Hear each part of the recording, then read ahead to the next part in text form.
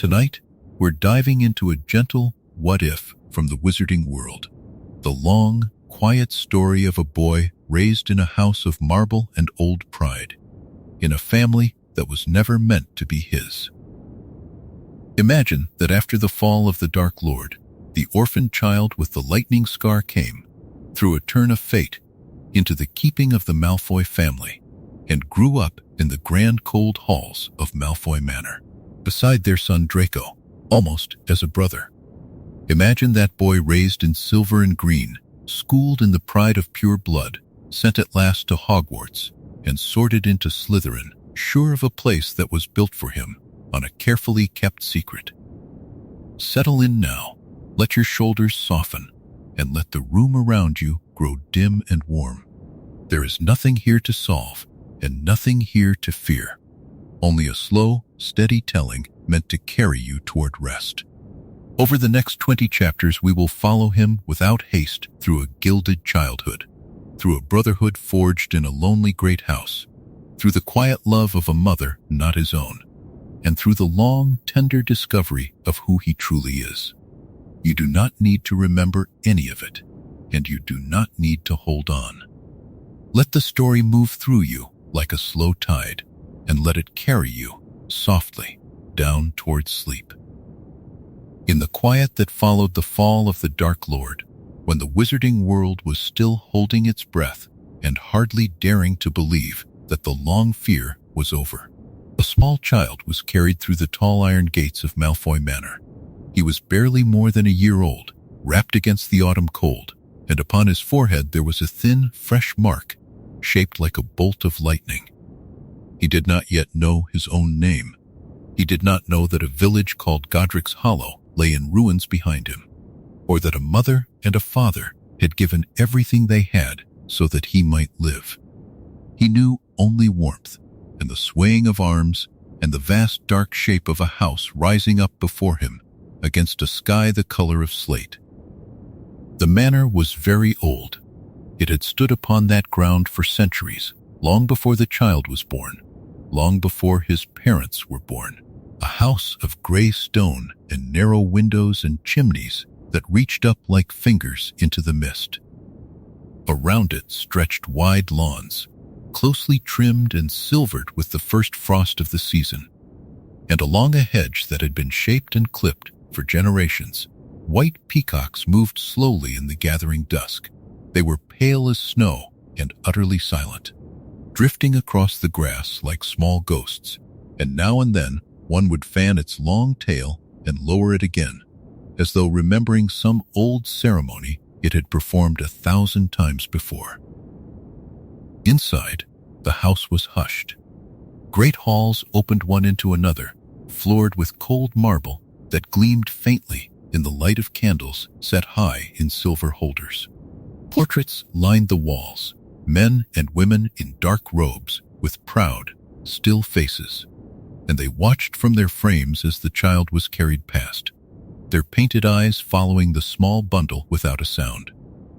There were long corridors hung with tapestries, and doors of heavy oak, and staircases that curved up into shadow. Everywhere there was the sense of age, of a family that had gathered wealth and name and quiet power for hundreds of years, and had learned to hold all of it behind a face of calm. The house had taken the child in, though he had never been meant to be theirs. In the strange turning of that time, when so much had been lost and so much left uncertain, the threads of fate had drawn together in a way no one could have foreseen, and the boy who had survived the unsurvivable had come, at the last, into the keeping of the Malfoy family. How exactly it had happened was a thing spoken of only in low voices, and the details were kept close. What mattered, for now, was that he was here, small and living and breathing, in a place he had never chosen, among people who had never expected him. Lucius Malfoy stood in the entrance hall as the child was brought in, tall and pale, his fair hair falling long about his shoulders, his face unreadable. He was a man who measured everything, who weighed advantage and appearance as carefully as a jeweler weighs gold. And even now, some part of his mind was turning over what this child might mean, what such a keeping might cost, and what it might one day be worth. Yet even he was quiet as he looked down at the boy, for there was something in the small sleeping face that stilled the calculations, if only for a moment. Beside him stood Narcissa. She was the one who reached out. She took the child gently into her own arms, adjusting the blanket about him with a care that seemed to come from somewhere deeper than thought, and she looked down at him for a long time without speaking. Her hair was fair and elegantly arranged, her bearing every inch that of a lady of an ancient house, and yet as she held the sleeping boy, her proud face softened by degrees, as a hard frost softens under a slow morning sun. She had a son of her own, a boy named Draco, only a little older than this one, asleep even now in a nursery upstairs. She knew the weight of a small body against her, the particular trust of a child who does not yet fear the world. And she found, holding this stranger's child, that her arms did not wish to let him go. The house elves of the manor gathered at a respectful distance in the shadowed doorways, their great eyes fixed upon the small bundle in their mistress's arms, sensing, as such creatures always sense, that something of importance had come to pass. They made no sound. They only waited, ready to fetch whatever might be needed, warm milk or soft cloths or a cradle drawn near to the fire. For a long moment, the whole household seemed to hold itself still around the child, as though the ancient walls themselves were pausing to take the measure of the one who had arrived, and to decide, in their slow stone way, whether he might be kept. The house settled around them as evening deepened. Somewhere far off a clock ticked, slow and patient, marking the hours as it had marked them for lifetimes. House elves moved along the passages on quiet feet, lighting the last of the candles, drawing the heavy curtains against the night. The peacocks upon the lawn folded their pale tails and grew still. And the child, warm now, safe now, breathed the deep and even breath of the very young, unaware of the ancient walls that rose around him, unaware of the portraits watching, unaware of the great and complicated inheritance into which he had unknowingly arrived. For this was no ordinary home into which he had come. It was a house of old blood and older pride, of names spoken with reverence in certain circles and with fear in others. It was a house that had bent, in the years of the Dark Lord's power, toward shadows, and had survived his fall through cleverness and caution, and the careful arrangement of appearances. Into such a place the boy had been brought, and in such a place he would grow. The green and the silver of the family's colors would become the colors of his childhood. The grand halls would become the ordinary rooms of his days. The strange, cold beauty of the manor would be the only world he knew. He would not remember his coming here. He would not remember the iron gates, or the slate sky, or the silence of the peacocks upon the frosted lawn. Those first hours would sink beneath the smooth surface of a child's forgetting, as such hours always do, leaving only the faintest echo, a feeling without a picture, that would stay with him in ways he could never name. What he would know, waking in the morning, was the high ceiling of a fine room, the soft weight of good blankets, and the presence, near at hand, of a woman with fair hair who watched over him with a steadiness that felt, already, like belonging. And so the ancient house took in the child who was never meant to be theirs, and folded its stone arms about him, and the long night passed over Malfoy Manor gently, without alarm. The candles burned low. The clock ticked on. Narcissa laid the sleeping boy at last in a cradle near her son's, and stood a while in the dim room, looking from one small face to the other. as though trying to understand the shape of the thing that had just entered her life. Whatever her family believed, whatever the world outside might one day say, she knew in that quiet hour that she would not let harm come to him. The knowing was wordless and complete. Outside, the frost thickened on the lawns, and the peacocks slept, and the great gray house stood dark and still beneath the stars, keeping its new and unexpected secret warm within its walls. Up next in Chapter 2, The Pure Blood Nursery, we will step into the gilded first years of the boy's life at the manor, into the rituals and comforts of an old and proud world, and watch as Narcissa's careful tenderness begins, quietly, to shape the child who had come to them out of the dark. The nursery at Malfoy Manor was a room of soft luxury and quiet order, high up in the east wing where the morning light came first. Its walls were hung with pale silk, and its floor was warm with thick woven rugs, and against one wall stood two small beds of carved dark wood, side by side, each draped in fine green cloth. Here, in the years that followed his coming, the boy with the lightning scar was raised, not as a stray taken in out of pity, but as a child of the house, given the best of everything an ancient family could provide. Everything about his early days was measured and gentle and rich. He woke each morning to the drawing back of heavy curtains, to light spilling across the polished floor, to the soft footsteps of house elves who brought warm water and clean linen and small breakfasts arranged with a care that seemed almost like ceremony.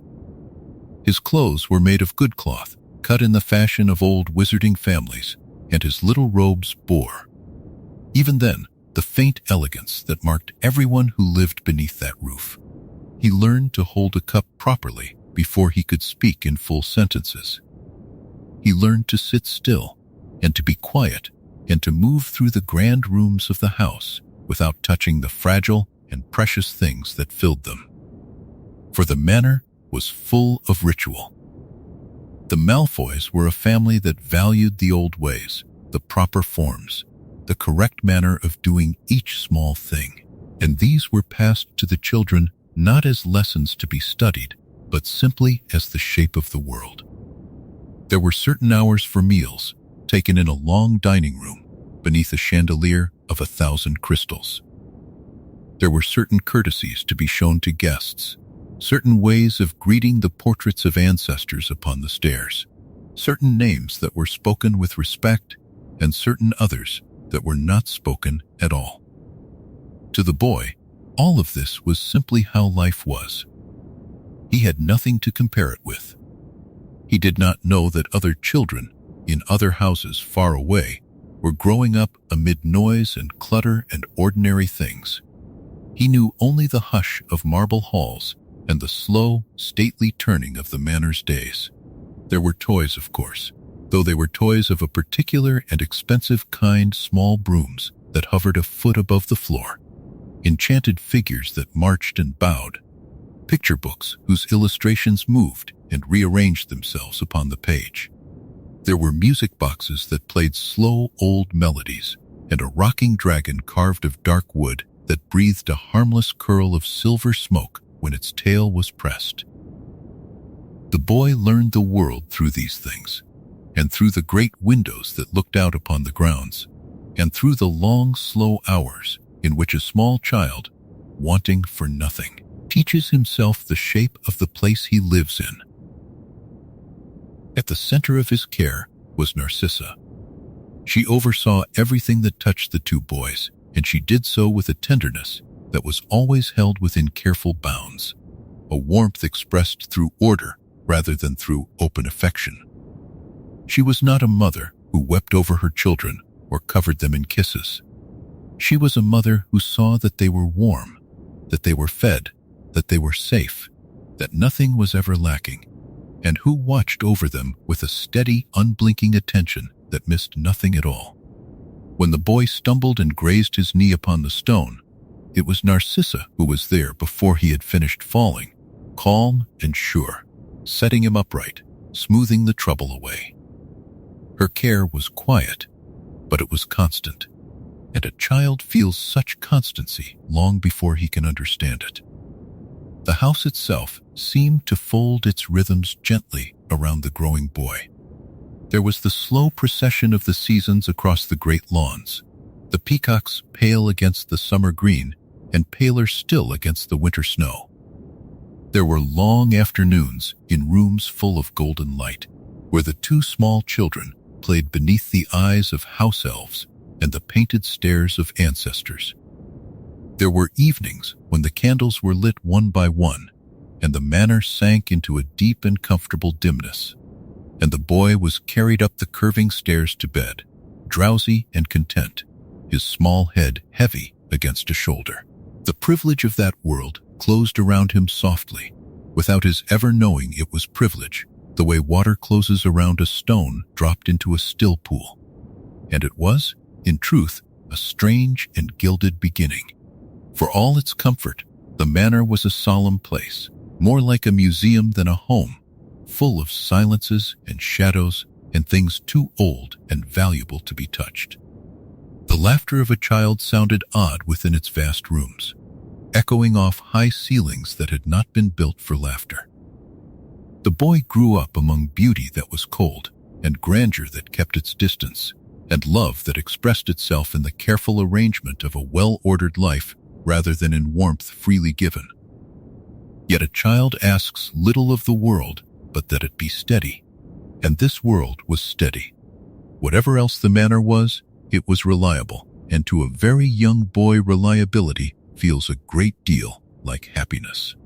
The pure blood pride of the family lay over everything, unspoken and everywhere, like the faint scent of old wood and beeswax that filled the halls. It was there in the portraits of stern ancestors, in the family tree woven into a great tapestry that hung upon one wall, in the reverent way the name Malfoy was spoken by every voice that entered the house. The boy breathed it in without noticing, as children breathe in the manners of their homes. He learned early that his family was old and important and to be respected, and that the world beyond the gates was a lesser and more common place. He did not question this. There was no one to question it with, and nothing in his small experience to set against it. Yet even in those earliest years, something in the way Narcissa watched over him hinted at a care that ran beneath the family's cold pride. She saw to his comfort with the same exactness she gave to Draco, never less, never as though he were a guest or an outsider. When she looked at him, there was in her pale eyes a softness she did not always allow herself to show, a tenderness only half controlled. She never spoke of where he had come from. She never named the dark night that had brought him to her gates.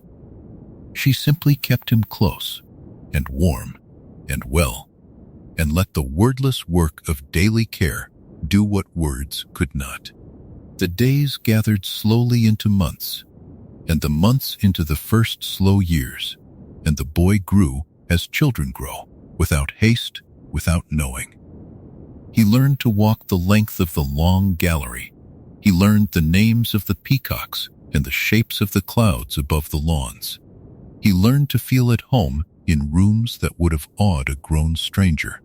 And through it all, Narcissa's hand rested lightly upon his life, guiding, steadying, keeping, a quiet center around which the gilded days revolved. The manor kept its secrets in those years, and asked no questions of the child who did not yet know enough to ask them himself. He was happy, in the muted and orderly way the house permitted happiness. He was safe, within the strong gray walls that had stood so long, and he was watched over, always, by a woman whose love for him was growing slowly and surely beneath the surface of her careful reserve, though neither of them yet had any name for what it was. Up next in Chapter 3, Two Boys Beneath One Roof, we will find the boy no longer alone in his gilded childhood, but bound to another child of the manor, and we will watch the tender, rivalrous beginning of a brotherhood forged between two small boys in a vast and lonely house. He was not, after all, alone in the great house. In the bed beside his own, in the same high nursery, slept another boy, only a little older, with hair as pale as moonlight and eyes the gray of a winter sky. This was Draco, the true-born son of Lucius and Narcissa, the child around whom the whole future of the family had been arranged. And from the earliest days that either of them could remember, the two boys grew up side by side, sharing a nursery, sharing meals, sharing the vast and echoing rooms of the manor, until they came to feel, in all the ways that mattered to children, almost like brothers. They were close in age, close enough that they learned to walk and to talk and to run within the same seasons, and this nearness bound them tightly from the start. In a house so large and so quiet, where the grown people moved through their own solemn concerns, and the halls stretched empty for great lengths at a time, the two boys had chiefly each other. They explored the manor together, small figures venturing hand in hand down corridors that seemed to have no end, discovering the cold splendor of unused rooms, the dust and hush of forgotten wings, the tall windows that looked out over the frosted lawns where the peacocks walked. Every discovery was shared. Every adventure had a witness. Neither boy knew the particular loneliness of an only child, for each had, always, the other. Their bond was real, and it was warm, in the way that the bonds of childhood are warm, made not of grand declarations, but of 1,000 small and ordinary things. They built things together and knocked them down. They chased each other the length of the long gallery until the portraits frowned at the disturbance. They whispered together in the dark after the candles were put out, trading the small important secrets of the very young. When one was punished, the other waited nearby, solemn and loyal. When one was frightened by a shadow or a storm, the other was close at hand. They were, to each other, the fixed and familiar thing in a house full of things too old and grand to be familiar at all. Yet it was not a bond without its edges, for they were two boys, and two boys are never wholly at peace. Between them ran a bright thread of rivalry, quick and constant, woven through their affection like silver through green. Everything, to them, was a contest. They raced to see who could reach the end of the corridor first, who could climb the highest, who could hold his breath the longest, who could be the first to spot a peacock upon the lawn of a morning. They compared everything they were given and everything they could do. Draco, being the elder and the true heir, carried a certain natural pride, a sense that the house and its glories were his by right, and he was quick to remind the other boy of it when their games grew heated.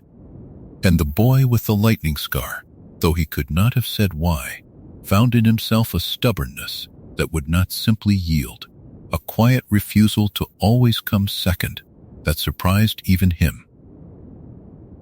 But the rivalry never cut deep, for beneath it lay something steadier. However fiercely they competed, however sharp their small quarrels, they always came back to each other by the end of the day. A game that ended in temper would give way, an hour later, to a shared adventure as though nothing had happened. The heat of the moment passed like weather, and the underlying warmth remained. They were rivals in the way that only those who are truly close can be, testing themselves against each other precisely because they trusted each other so completely. Their competition was, in its own way, a form of love, a means by which two boys who had only each other measured and shaped and came to know themselves. In their earliest games, they gave each other names and roles, one the brave adventurer, and the other the loyal companion, and they traded these back and forth as the mood took them, neither content to be second for very long. They fashioned kingdoms out of the empty rooms, and dragons out of the shadows in the corners, and they defended each other, in their play, against enemies that existed only in the bright shared country of their imaginations. When the games ended, they would sit together, flushed and breathless, and begin at once to plan the next, for there was always a next, and always the other boy to plan it with. The house watched over their brotherhood with its usual solemn silence. The grand rooms were their playground, though they had to be careful there, for so much within them was fragile and precious and old.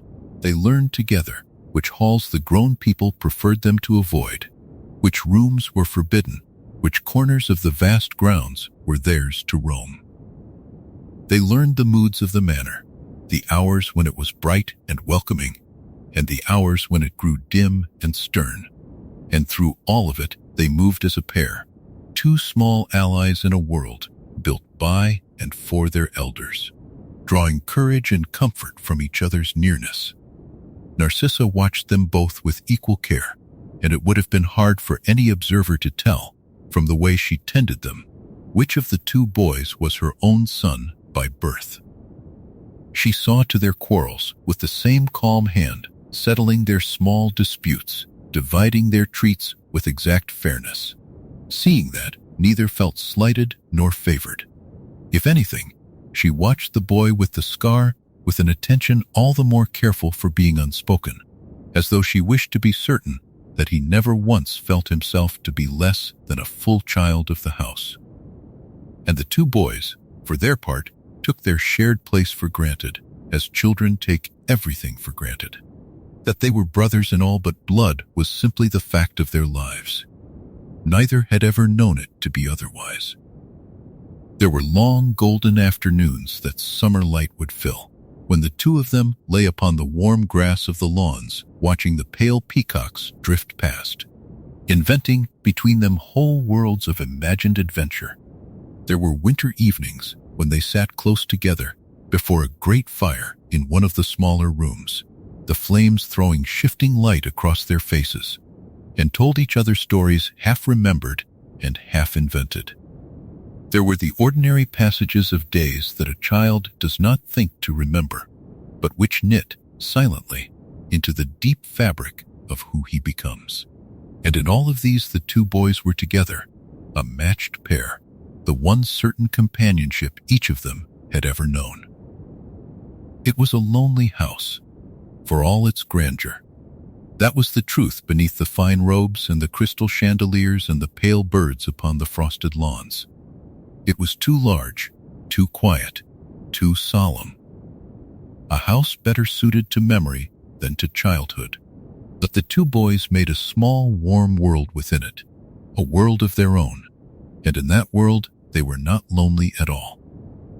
They had each other, and for a long while that seemed to each of them to be a thing that could never change, a brotherhood as fixed and permanent as the gray stone of the walls that housed it.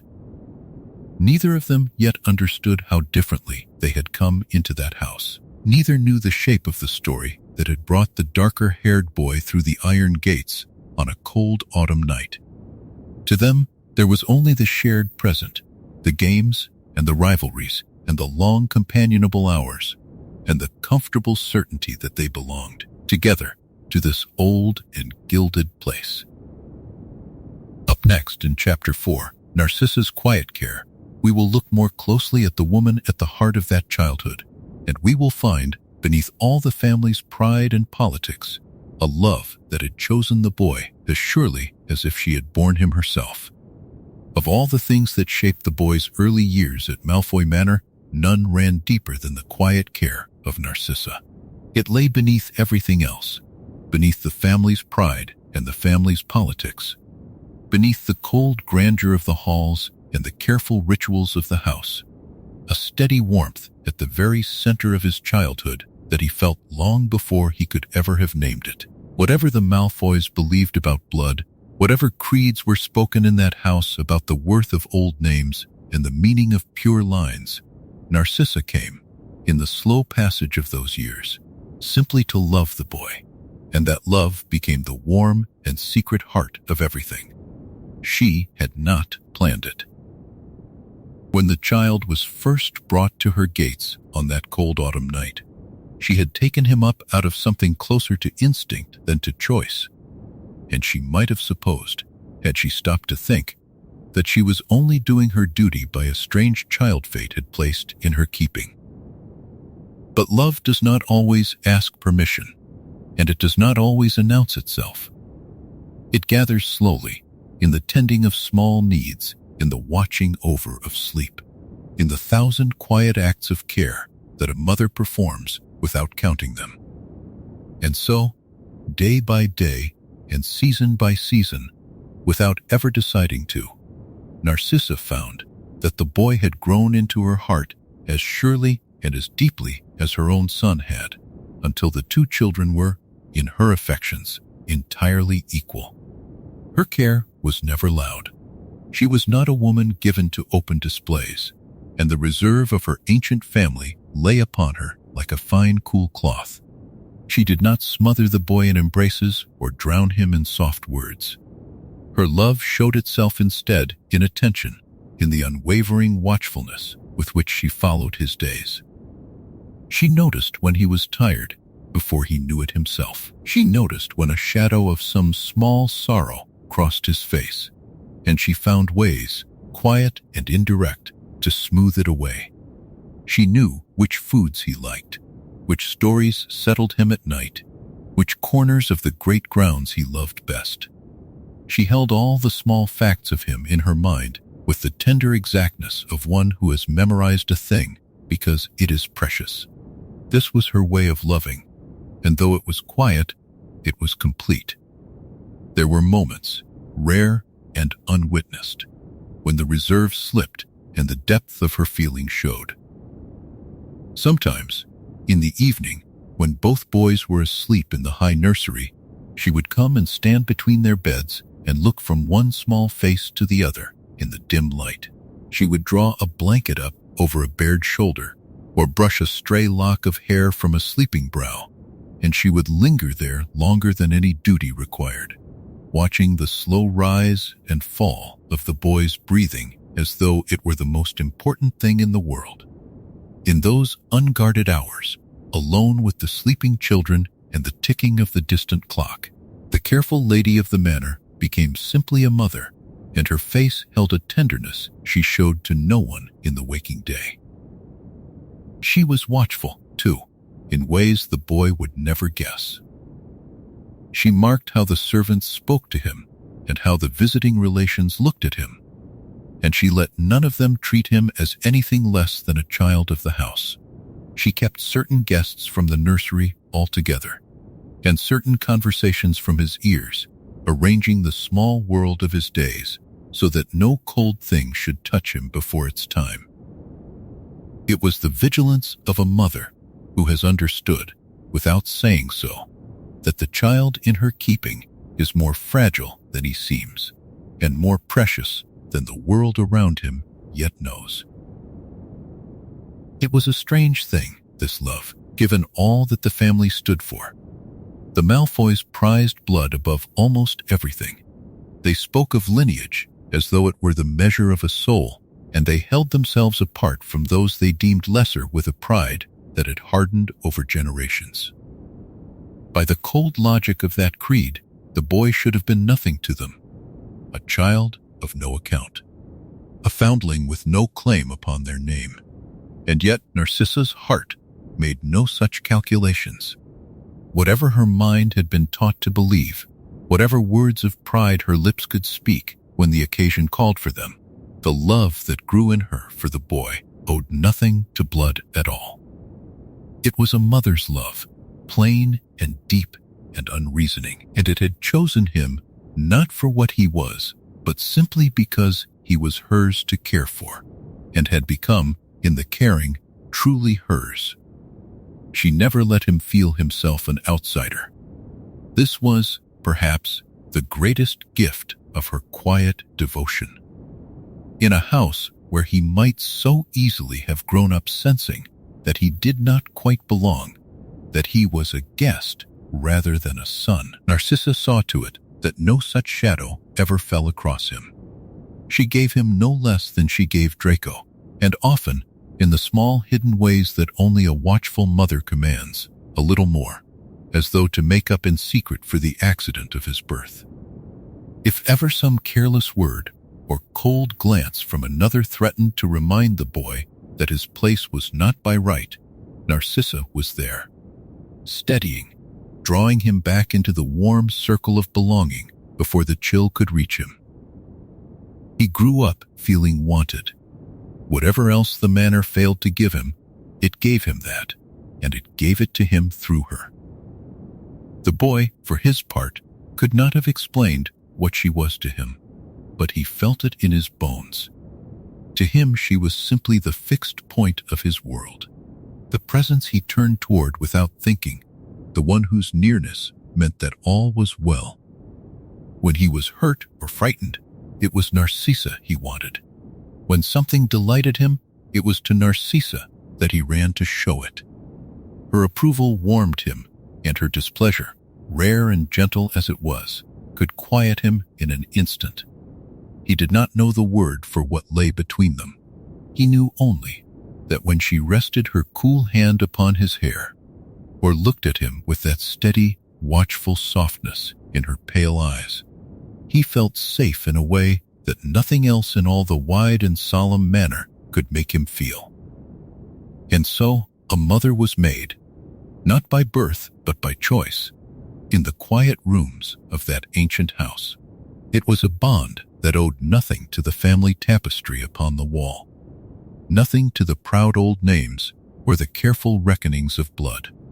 It was made of tending and watching and long unspoken care, of blankets drawn up in the dark and small sorrows soothed away, of a love that had crept in unbidden and taken root too deep ever to be pulled free. In the years to come, when the world beyond the gates grew dark again, and the family was drawn back toward old and dangerous loyalties, this quiet love would matter more than anyone could yet foresee. For a mother's love, held steady beneath all the noise of creeds and causes, has a strength that can turn even the course of great and terrible things. But that was still far off, hidden in a future none of them could see. For now there was only the warm and gilded present, and the boy growing safe within it, and the woman who watched over his sleep with a tenderness she scarcely allowed herself to name. The manor kept its silences, and the peacocks walked the frosted lawns, and at the still center of it all, a foundling child was loved, quietly and completely, by a mother who had chosen him. Up next in Chapter 5, Lucius and the Weight of the Malfoy Name, we will turn to the master of the manor, to his ambition and his pride, and we will see how the cold arithmetic of power and appearance began, in its turn, to shape the boy who was being raised beneath his roof. There is a kind of silence that belongs only to very old houses, and Malfoy Manor was full of it. It gathered in the long galleries, where portraits of dead Malfoys watched the corridors with pale, unhurried eyes. It settled over the great staircase, over the polished floors, over the tall windows that looked out onto lawns where white peacocks moved like slow drifts of snow. And into that silence, evening after evening, came the measured footsteps of Lucius Malfoy, the master of the house, a man who understood better than anyone that a name could be a fortress, and a fortune, and a cage, all at the same time. Lucius had survived the fall of the Dark Lord the way clever men survive most storms, which is to say by bending very slightly and never breaking, and by speaking softly to the people who could destroy him. When the war ended and the Dark Lord vanished, many who had followed him were dragged into the light and made to answer for what they had done. Lucius was not among them. He had walked into the ministry with his head high and his voice full of regret, and he had told a story of a man bewitched, a man acting against his own will, a man who had never truly wished harm on anyone. It was not true, and everyone half knew it was not true, and yet the story held, because Lucius had gold enough to make it hold, and patience enough to wait for the memory of the war to soften. That was the lesson at the very center of the boy's childhood, though for many years he could not have put it into words. It was the lesson that appearances were not a covering over the truth, but a kind of truth all their own. What a family seemed to be, in the eyes of the powerful, could matter more than what it was. And so the manor was kept immaculate, and the robes were always fine, and the Malfoys arrived at every gathering exactly as they wished to be seen, poised and unbothered and secure, as though the war had passed over them like weather over stone. The boy grew up watching Lucius move through this world, and slowly, without ever being taught it directly, he began to learn its rules. He learned that Lucius was a man of two voices. There was the voice he used at home, quiet and dry and certain, a voice that expected to be obeyed and rarely had to raise itself. And there was the other voice, the one for guests and officials and men of influence, warmer on the surface and colder underneath, a voice that measured everyone it spoke to and set a price on them. The boy learned to tell which voice was coming by the set of Lucius's shoulders, by the small movement of his hand upon the silver head of his cane. Lucius did not love the boy the way Narcissa loved him. That much was plain, even to a small child, in the way a temperature is plain. But he did something that a child can sometimes mistake for love, which is that he took an interest. He noticed the boy. He watched how the boy spoke to the house elves, whether with the careless command a Malfoy was expected to use, and he watched how the boy carried himself among Narcissa's visitors, whether he stood straight and still or fidgeted like an ordinary child. And when the boy did well, when he was poised and clever and cool, something in Lucius eased. Some private calculation came out in the boy's favor, and the boy felt it and hungered for it, the way children hunger for whatever warmth is offered. For Lucius, the boy was many things at once, and love was perhaps the smallest of them. He was a curiosity first, a strange gift dropped into the family by the turning of fate, a child whose very name, had the world known it, could have unmade a great deal. He was a risk, to be managed carefully. And he was, in time, an asset, a second son to raise in the family's image, a boy who could be shaped and polished and pointed, one day, toward the family's ends. Lucius thought a great deal about the future, about the slow work of restoring the Malfoy name to the height it had held before the war, and he came to see the two boys under his roof as instruments of that future, to be tuned and tended. And so the boy was drawn, gently at first, into the careful games that the Malfoys played. He was taught which families mattered and which did not, and why. He was taught the long tangle of the pure blood houses, who had married whom, whose fortunes had risen, whose had quietly failed, which old names were spoken with respect and which were spoken with a small, dismissive pause. He learned that a great deal could be accomplished with a well-timed silence, that a gift given at the right moment bought more than a favor asked outright, that power moved through invitations and seating and the ordering of small courtesies. It was an education in a kind of arithmetic, a cold arithmetic of appearances and advantage, and the boy proved quick at it, quicker perhaps than Lucius had expected, and that quickness pleased the master of the house in his guarded, unsmiling way. Yet there was something in the lessons that the boy could not quite settle, though he was too young to name it. When Lucius spoke of the family's enemies, of the ones who had turned against the Dark Lord's memory, of the ones whose blood was thought to be thin or spoiled, his dry voice took on an edge, a coldness that went beyond calculation. And at those moments, the boy felt a small confusion move in him, faint as a draught under a door, a sense that beneath the fine robes and the measured courtesies there ran something harder, older, and less kind than anything the manor let itself show in daylight. He did not understand it. He only felt it. And then it passed, and Lucius returned to his even, certain self. And the boy told himself he had imagined the chill. And yet the memory of it lingered in him for a long while afterward, a small cold thread woven through the warmth of the house, and he found, without knowing why, that he was careful ever after to watch his father's eyes when the family's enemies were spoken of, and to say nothing at all. There were evenings when Lucius would call the boy to his study, a room of dark wood and green-shaded lamps, lined with books and with objects the boy was told never to touch.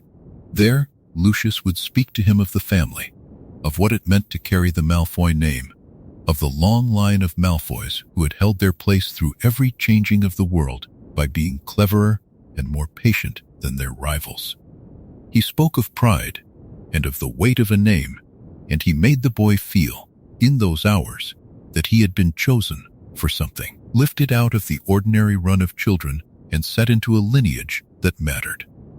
And the boy, who had come into the house with no name of his own that anyone would speak aloud, drank it in, and let the Malfoy name settle over him like a fine and heavy cloak. He did not know, then, how much that name had cost. He did not know what the family had done in the years before he came, nor what they had hidden, nor whose blood truly ran in his own small veins. He knew only the manor and its silences and the two voices of Lucius Malfoy, and the strange, guarded pride that passed between the master of the house and the boy who was being raised so carefully to be his own. Up next, in Chapter 6, A Childhood of Silver and Green, we will follow the boy through the fine robes and the grand halls of the manor, through his first lessons in flying and dueling, through the long golden summers, as he grows up believing himself a true son of that gilded world, and feels, only rarely, the quiet emptiness beneath all its splendor. The years at Malfoy Manor moved slowly, the way years do in places that have stood for centuries and expect to stand for centuries more. And through them, the boy grew, not as an ordinary child grows in an ordinary house, but as a young son of the old world grows, wrapped from his earliest memory in silver and green, in the colors and comforts of a family that had never once, in living memory, wanted for anything. His days had a shape to them, gentle and unhurried and always the same. He woke in a high, cool room with tall windows, and a house elf brought him water and laid out his clothes. For the boy was never permitted to appear less than perfectly turned out, even at breakfast, even on the quietest of mornings. His robes were of fine, dark cloth, cut close and elegant, threaded here and there with the pale green and soft silver that the family favored. As a very small child, he had not understood that other children did not live this way. He had assumed, in the untroubled way of the young, that all the world woke to marble and firelight, to the murmur of elves in distant kitchens, to the slow procession of white peacocks across a lawn that seemed to have no end. The manor itself was his first and greatest teacher. It taught him with its grandeur, with its long galleries and its cold, echoing halls, with its rooms that opened into further rooms, so that a boy might wander for an hour and not come to the end of them. He learned the house the way other children learn a wood or a field, by heart and by foot, and he came to love certain corners of it with a quiet, private love. There was a window seat on the second floor where the afternoon light fell warm and gold, and he would sit there with a book, or with nothing at all, and watch the peacocks below, and feel himself to be entirely and safely at the center of the world. When he was old enough, the lessons began, and they were the lessons a Malfoy son was meant to have. First among them was flying. On bright mornings, he was taken out to the wide lawns, and a small, well-made broom was placed in his hands, and he was taught to mount it and to steady it, and at last to lift from the ground into the clean, cold air. He took to it quickly. There was something in him, some balance and daring and joy, that came alive the moment his feet left the earth, and the tutors who watched him remarked among themselves, quietly, that the boy flew better than his years, better perhaps than Draco, though no one said that last part where Lucius might hear it. In the air, the boy felt a freedom he could not have named, a lightness that the grand rooms of the manor, for all their splendor, never quite gave him. Then came the lessons in dueling, which the boy loved less but learned diligently. He was taught the proper stance, the bow, the flick and turn of the wand, the small and formal courtesies that framed even a mock contest between well-bred wizards. He and Draco practiced together under a stern tutor, the two of them circling on the polished floor of a long, cleared room, their young spells sparking harmlessly against shielding charms. The boy learned that magic in the Malfoy world was a matter of control above all, of elegance, of never showing effort or fear, and he schooled himself to that coldness and grew skilled, and took a quiet pride in his skill. There were other lessons too, gentler ones. Narcissa saw to it that he learned to move through the world as a Malfoy should. He was taught how to greet a guest, how to sit at a long table laid with more silver than a boy could count, how to make the small, cool conversation that the family's visitors expected. He learned the names of the great pure-blood houses and the manors owed to each. He learned music, a little, and the reading of old books, and the long histories of wizarding families that wound back through the centuries. It was an education meant to fit him seamlessly into a narrow and glittering world, and it did. But the summers were what the boy loved best, when the school terms of the older cousins ended, and the whole rhythm of the year loosened. The manor filled, in its restrained way, with a warmer light. The gardens were at their fullest then, the hedges high and green, the fountains playing, the peacocks strutting through the long grass. The boy and Draco would slip out in the early mornings before the heat came, and race their brooms low over the lawns, and hunt through the outbuildings for old and forgotten things, and lie in the shade of the great yews, telling each other the half-invented stories that children tell. Those days had a golden, endless quality to them, and the boy, looking back on his childhood and later years, would remember the summers first, and would feel, even then, a pang for how safe and whole the world had seemed. For he did feel safe, and that is the truth at the heart of those years. Whatever cold things ran beneath the surface of the family, whatever the boy sensed and could not name, the manor gave him a childhood of comfort so complete that he rarely thought to question it. He believed himself a true son of that world. He believed the fine robes were his by right, and the grand halls his by birth, and the Malfoy name his own. He walked through the galleries beneath the portraits of pale, proud ancestors, and felt himself to be one of them, a link in a long and shining chain, and the feeling was warm, and it was steady, and for a long time it was enough. And yet, only rarely, and only for a moment, the boy felt something else. It came most often in the evenings, in the great dining hall, when the family sat at the long table beneath the high dark ceiling, and the candlelight could not quite reach the far corners of the room. In those moments, the manor seemed less a home than a monument, beautiful and cold, built to be admired rather than lived in, and the boy would feel, faint and passing, an emptiness beneath all the splendor, a sense that for all its riches the house was somehow hollow at its heart. He would look at the vast, echoing spaces, at the many rooms that no one entered, at the silence that no amount of finery could warm, and something in him would grow quiet and small.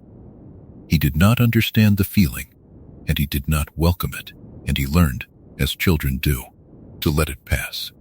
He would turn back to his food, or to Draco beside him, or to Narcissa at the far end of the table, whose steady presence was the one warmth the grand hall reliably held. And the emptiness would recede, and the world would be gilded and whole again. He told himself there was nothing beneath the finery, but more finery. Nothing behind the silver and green, but the long, secure history of a family that had everything, and the manor, keeping its silences, let him believe it. So the boy grew, tall and quick and cool, a son of silver and green, at ease in his privilege and troubled by it only in passing. He did not yet know that the ease had been arranged for him, and paid for, and built upon a story that was not true. He knew only the broom in his hands, and the summers in the gardens, and the long golden light in the second-floor window, and he thought, as children think, that it would go on forever. Up next in Chapter 7, Lessons in Blood and Status, we will listen as the family's oldest creed is spoken to the boy as simple truth, and watch him breathe it in the way children breathe the air of home, even as small kindnesses and smaller doubts begin, very quietly, to trouble the certainties he is taught. Every family teaches its children a way of seeing the world, and it teaches it not in single lessons, but in 1,000 small moments, in the turn of a phrase, in a raised eyebrow, in the things that are said, and the things that are left carefully unsaid. And so it was that the boy came to learn the oldest belief of the Malfoy house, the creed at the very root of them, not as a doctrine set down before him to accept or refuse, but as something far quieter and far harder to question. He learned it the way children learn the air of home, breathing it in year after year until it seemed less an idea than a simple fact of the world. The creed was blood. It held that some wizards were finer than others, purer, more truly the inheritors of magic by the plain accident of their descent.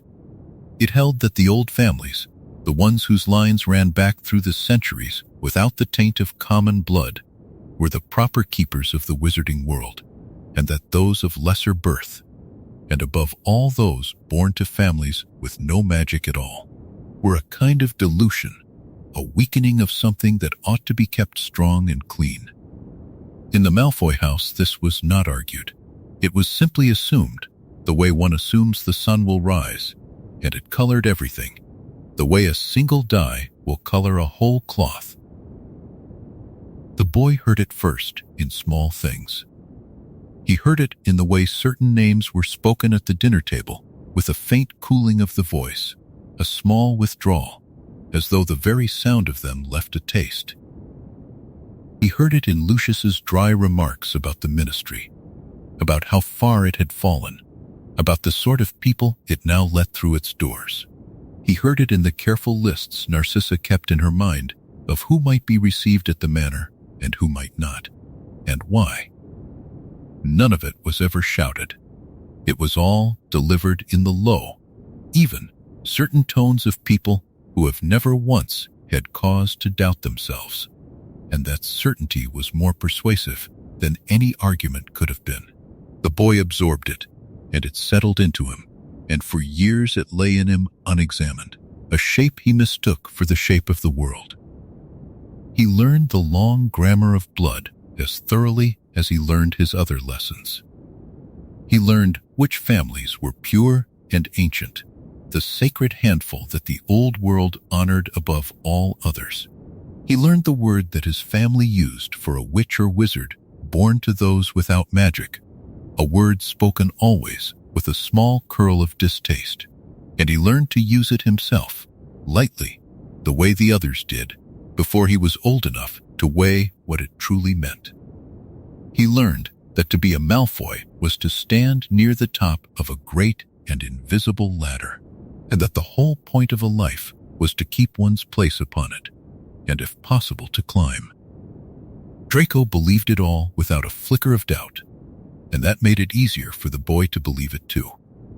His brother, for that was how the boy thought of Draco, wore the creed like a fine coat, proudly and unthinkingly, and repeated the things their father said as though they were his own discoveries. When the two boys spoke together of the school they would one day attend, Draco spoke with scorn of the sort of children they might have to share it with, the ones of common or mixed blood.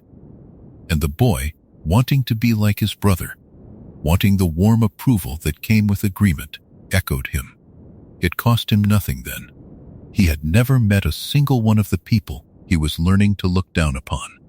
They were only words, only names on the far side of a wall, and it is very easy to despise what one has never known. And yet, quietly, and against the whole weight of the house, something in the boy did not sit entirely still. It was not rebellion. It was far smaller and far softer than that. It was only that the boy had, buried somewhere beneath all his lessons, a certain tenderness, a way of noticing things that the creed did not account for. He noticed the house elves, for one. He was taught to command them coolly, to see them as furniture that moved, and mostly he did. But there were moments, small and private, when he saw the fear in one of them, or the trembling of an old elf who had made some tiny mistake, and something in the boy turned over and grew uneasy, and he found that he could not quite enjoy the power he was told was his by right. There were other small doubts, hardly more than flickers, and always he let them pass, because there was nothing in his world to catch and hold them. He noticed that his father's cold certainty seemed sometimes to cost him something, that there was a hardness in Lucius that did not look like happiness. He noticed that the visitors who agreed most loudly with the family's views were often the ones the family privately despised. He noticed, without knowing what he noticed, that the creed made the world smaller wherever it touched, narrowing rooms and conversations and hearts, and that the moments he loved best in his own life, the flying, the summers, the quiet warmth of Narcissa's presence, had nothing at all to do with blood or status or the endless ladder he was told to climb. Narcissa herself was the great quiet complication in his learning. She spoke the family's creed as fluently as any of them, and the boy never once heard her contradict it. And yet the love she gave him was not a love of blood or breeding. It did not measure him, or price him, or set him on any ladder. It simply held him, steady and warm, exactly as he was. And the boy felt the difference between that love and the cold arithmetic of the creed, without ever being able to put the difference into words. Some part of him understood, dimly, that the thing that mattered most in his whole childhood, the thing he would have traded all the manor's silver to keep, was precisely the thing the creed could not explain. So the boy carried both within him, and did not know that he carried both. He carried the creed, breathed in and settled deep, so that his easy opinions and his careless words were all of the old world and its pride, and beneath it he carried the small kindnesses and the small doubts, the uneasy tenderness, the quiet knowledge that the warmest things in his life stood outside all the family taught him to value. For now the two lived together in him without collision, the certainties on the surface and the doubts far below, and the boy went on believing what he was raised to believe, and hardly knew that any other believing was possible. But a seed is a patient thing, and it does not need to be understood to grow. The small doubts did not vanish. They waited, quiet and rooted, in the deep soil of the boy's heart, gathering slowly toward a day, still far off, when the easy certainties of the manor would meet something they could not explain away, and the ground of everything he had been taught would begin, gently, to shift beneath him. For the boy was not, in the end, only what the house had made of him. Somewhere beneath the fine robes and the borrowed pride there lived a tenderness that no creed had put there and no creed could take away. And it kept its own quiet counsel, and it waited, and it grew. Up next in Chapter 8, The Scar They Chose to Hide, we will draw close to the great secret at the center of the boy's life. The truth of who he really was, kept carefully concealed from the world, and, in its own way, from the boy himself, and dressed by the family in a gentler story that suited them far better than the real one ever could. There was one thing about the boy that the manor never spoke of, one small mark upon him that the whole careful machinery of the family was arranged, quietly and completely, to hide. It was a thin scar upon his forehead, shaped like a stroke of lightning, pale against his skin, and it was the single, truest thing about him. And it was the one thing that no one at Malfoy Manor was ever permitted to see. For that scar was a story, and it was a story the family did not want told. It marked the night a whole world had turned, the night the Dark Lord had come to a small house in a village called Godric's Hollow and struck down a young husband and wife who had dared to stand against him, and then had turned his wand upon their infant son, and had, against every expectation, fallen.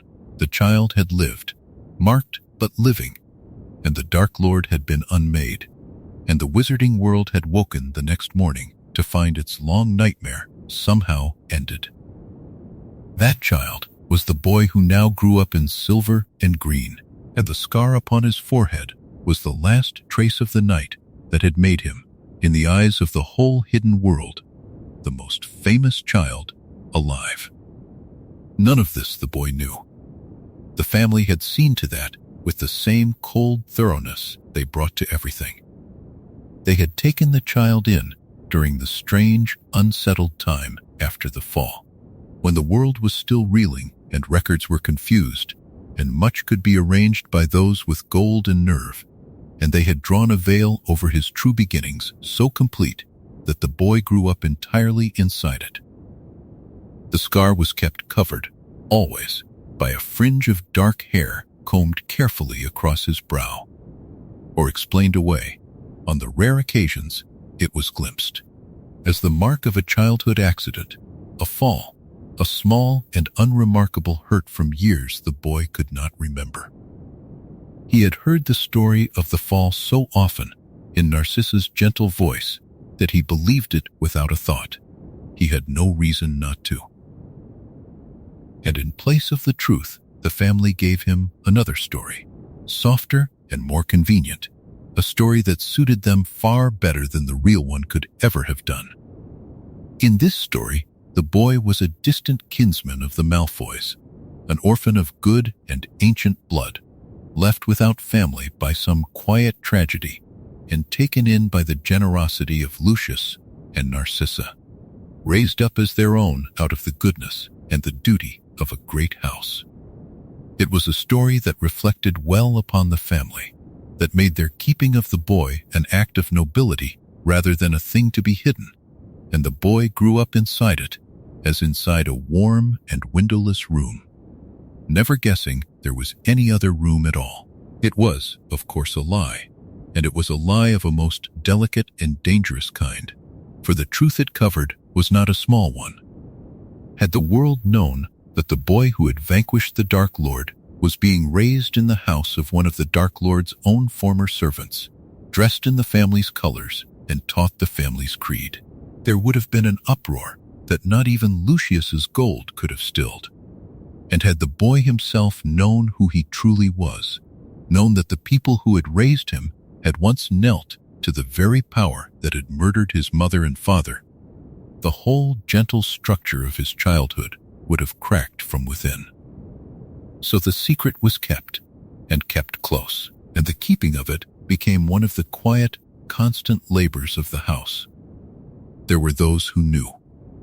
Lucius knew, of course, and had weighed the boy's true worth as coldly as he weighed everything, seeing in him a curiosity, a danger, and a possibility all at once. Narcissa knew and carried the knowing differently, in a place deeper than politics, in a way the family did not speak of even among themselves. And there was one other, far from the manor, who knew the whole of it and carried it like a wound, though the boy would not learn of him for years yet. But within the walls of Malfoy Manor, the truth was held by the few and hidden from the one it belonged to most, and the boy walked through his golden childhood with a great secret written plainly upon his own forehead and combed carefully out of sight. It is a strange thing to build a life upon a lie so comfortable that no one need ever feel its weight. The boy did not feel deceived, for a person cannot feel the shape of a truth he has never been shown. He felt, on the whole, that he belonged, that he was cared for, that he knew who he was, and each of these feelings was, in its way, both true and false at once. He did belong, in the manner the family had arranged. He was cared for, more deeply by Narcissa than he could yet understand. And he knew who he was, or thought he did, and the person he thought he was had been invented for him, gently, by people with reasons of their own. Only rarely, and very faintly, did the smallest edge of the truth press against him.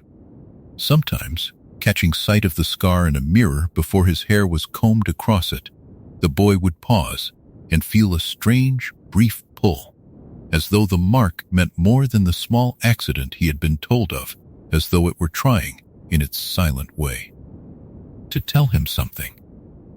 He would look at it for a moment, the thin, pale stroke of lightning, and feel a faint unease he could not explain, and then he would comb his hair down and turn away, and the feeling would fade, and he would forget it until the next time. He did not know that the mark upon him was a door. He knew only that it was there, and that no one liked to speak of it, and that in a house full of things one did not speak of, it was simply one more silence among many. And so the boy grew, whole and happy and hidden from himself, an identity built upon a comfortable lie, and never once suspecting the true and difficult thing beneath. He wore the Malfoy colors and answered to a story that was not his, and believed himself an orphan of good blood taken in by kindness, and the real orphan, the son of James and Lily Potter, the child who had lived, slept quietly inside him, waiting. It could not wait forever. Truths of that size do not stay buried, however carefully the earth is smoothed over them. But for now, the manor held its silence, and the fringe of dark hair lay across the scar, and the boy went on, unknowing, through the last untroubled season of his childhood. He slept soundly beneath the high ceilings of the house that had taken him in, and dreamed the ordinary dreams of a well-loved child, and never once dreamed of the small house in Godric's Hollow, or of the green light, or of the two young people who had given their lives so that he might live. Their names were kept from him as carefully as his own, and their love, though he could not remember it, had gone on quietly shaping him all the same. For the day was coming, though no one at the manor yet marked it upon any calendar, when two letters would arrive together at that great and secret house, sealed in green and addressed in emerald ink.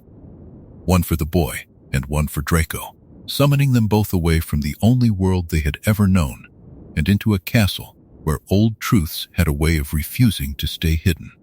Up next in Chapter 9, 2 Letters from Hogwarts, we will watch those letters arrive at the manor, and see the family prepare the two boys for school with pride and care, and follow Harry and Draco as they set out together, sure of their place, toward a castle that will begin, gently and without mercy, to test everything they have been told. The summer had grown long and golden over the grounds of Malfoy Manor, and the mornings came slow, wrapped in a soft gray hush that lifted only when the sun had climbed above the far line of the hedges. On one such morning, when the boy who had been raised as a Malfoy was 11 years old, two owls came drifting out of that pale sky together, wings wide and unhurried, carrying between them the promise that both children of the house had been waiting for through all the seasons of their growing. The birds settled upon the wide stone sill of the breakfast room, and the household stilled, as households do at the arrival of something that has been long expected and is now, at last, come true. Each owl bore a letter of thick, yellowish parchment, heavy and slightly rough beneath the fingers, sealed with a splash of deep crimson wax that had been pressed with the crest of a lion, an eagle, a badger, and a serpent gathered about a single ornate letter. There were 2 letters, and this was the shape of the whole morning, for there were 2 boys beneath the roof, and neither would be sent away without the other. One letter was addressed in emerald green ink to Harry, in the second-best bedroom of the West Wing at Malfoy Manor, and the other to Draco, in the room beside his. And the 2 names sat upon the 2 envelopes as though they had always been meant to travel side by side. Narcissa was the one who lifted them from the owls with her long, pale hands, and she held them for a moment before she gave them over, feeling the weight of them the way a mother feels the weight of a thing she cannot slow. She had known this day would come, and she had prepared for it in the quiet way she prepared for everything. And yet the sight of the 2 envelopes together stirred in her a tenderness she did not entirely trust herself to show. She passed one letter to the fair-haired boy and one to the dark-haired boy, and she watched their 2 faces bend over the parchment in the same eager tilt. And for a breath, the difference between them, the difference of blood and history that only she and her husband truly understood, seemed to dissolve into the plain fact of 2 children learning that they were wanted somewhere far from home. The letters said what such letters have always said. They confirmed a place at Hogwarts School of Witchcraft and Wizardry. They spoke of a term beginning on the 1st of September, and of a train that would leave from platform 9 3/4 at 11 o'clock in the morning, and they enclosed a second sheet listing all that a young witch or wizard would require. There were the plain black work robes, 3 sets, and the pointed hat for day wear, and the protective gloves of dragon hide, and the winter cloak with silver fastenings. There were the books, a long column of them, and a wand, and a cauldron of pewter, standard size 2, and a set of glass files, and a telescope, and brass scales. First years, the letter reminded them gently, were not permitted their own broomsticks, though the household had already made its own quiet plans on that matter. For Lucius, the arrival of the letters was a thing to be met with the composed pride that he wore, the way other men wore their coats. He had never doubted that the boys would be summoned, for the Malfoys had gone to Hogwarts for as long as there had been a Hogwarts to attend, generation upon generation of them. And it pleased him deeply to see the tradition renewed in his son and in the boy he had chosen to raise beside his son. He spoke, in his measured way, of the house he expected them to join, of the green and the silver, of the long line of Malfoys who had worn those colors, and he made it clear, without ever raising his voice, that there was only one house in the castle worthy of the family name. The days that followed filled themselves with the pleasant business of preparation. There was a journey to Diagon Alley, that narrow crooked street tucked behind its hidden wall, where the shopfronts leaned close over the cobbles and the windows glittered with all the strange furniture of a magical education. The boys were fitted for their robes at the long-established shop that had dressed such children for centuries, standing upon their footstools while the tape measures moved of their own accord about their shoulders and their arms. They chose their cauldrons and their scales, and they lingered longest, as all children do, before the great glass tanks where the owls dozed and the cats stretched and the toads sat blinking in their bowls. The wands came from the little shop that was narrow and dusty and full of the particular silence of 10,000 slender boxes. The old wandmaker, who remembered every wand he had ever sold, took the measure of each boy in turn and set them trying wand after wand, and the shop filled with the small failures and the sudden successes of that peculiar courtship, until at last each boy held the wand that had, in the old man's telling, chosen him. For the fair-haired boy there was a wand of hawthorn and unicorn hair, springy in the hand. For the dark-haired boy, the wand-maker paused a strange long moment, as he sometimes did, before he found the one that warmed at his touch, and he watched the boy over his spectacles with an expression that the boy was too young and too happy to read. Through all of this, Narcissa moved as the steady center of the enterprise, seeing to the folding of the robes and the labeling of the books and the small comforts that a boy might want in a strange bed far from home. She packed for both of them with the same care, and if she lingered a moment longer over the dark-haired boy's trunk, smoothing a cloak that did not need smoothing, no one remarked upon it, for she had always been careful to love him in ways that could be mistaken for mere thoroughness. She knew that the castle would take him from her for long stretches now, and that whatever the walls of the manor had kept quiet might not stay so quiet in the wide world of the school, and the thought moved beneath her calm like a current beneath still water. At last the 1st of September came, gray and cool, and the family made its way to the great London station, where the barrier between platforms 9 and 10 waited to be crossed. One after another they stepped through the solid-seeming wall and came out into the steam and clamor of the hidden platform, where the scarlet engine stood breathing and the crowd of families surged and parted along its length. The two boys stood together amid it all, their trunks loaded, their new robes packed away, their whole known world of marble halls and green lawns and old certainties standing behind them upon the platform in the persons of the man and the woman who had raised them. Narcissa bent to each of them in turn and said her farewells in the low, even voice she used when she did not wish her feeling to show, and Lucius set a hand upon each shoulder and spoke of the family and of the house he expected them to honor. Then the whistle sounded, and the boys climbed aboard, and the great red train drew slowly away from the platform and out toward the north, carrying the two of them together into a castle that would test, gently and then not so gently, everything that they had ever been told about themselves and about the world. Up next in Chapter 10, Sorted Among the Serpents, we'll follow the two boys through the doors of the great hall and watch the old enchanted hat decide, without the least surprise, exactly where each of them belongs.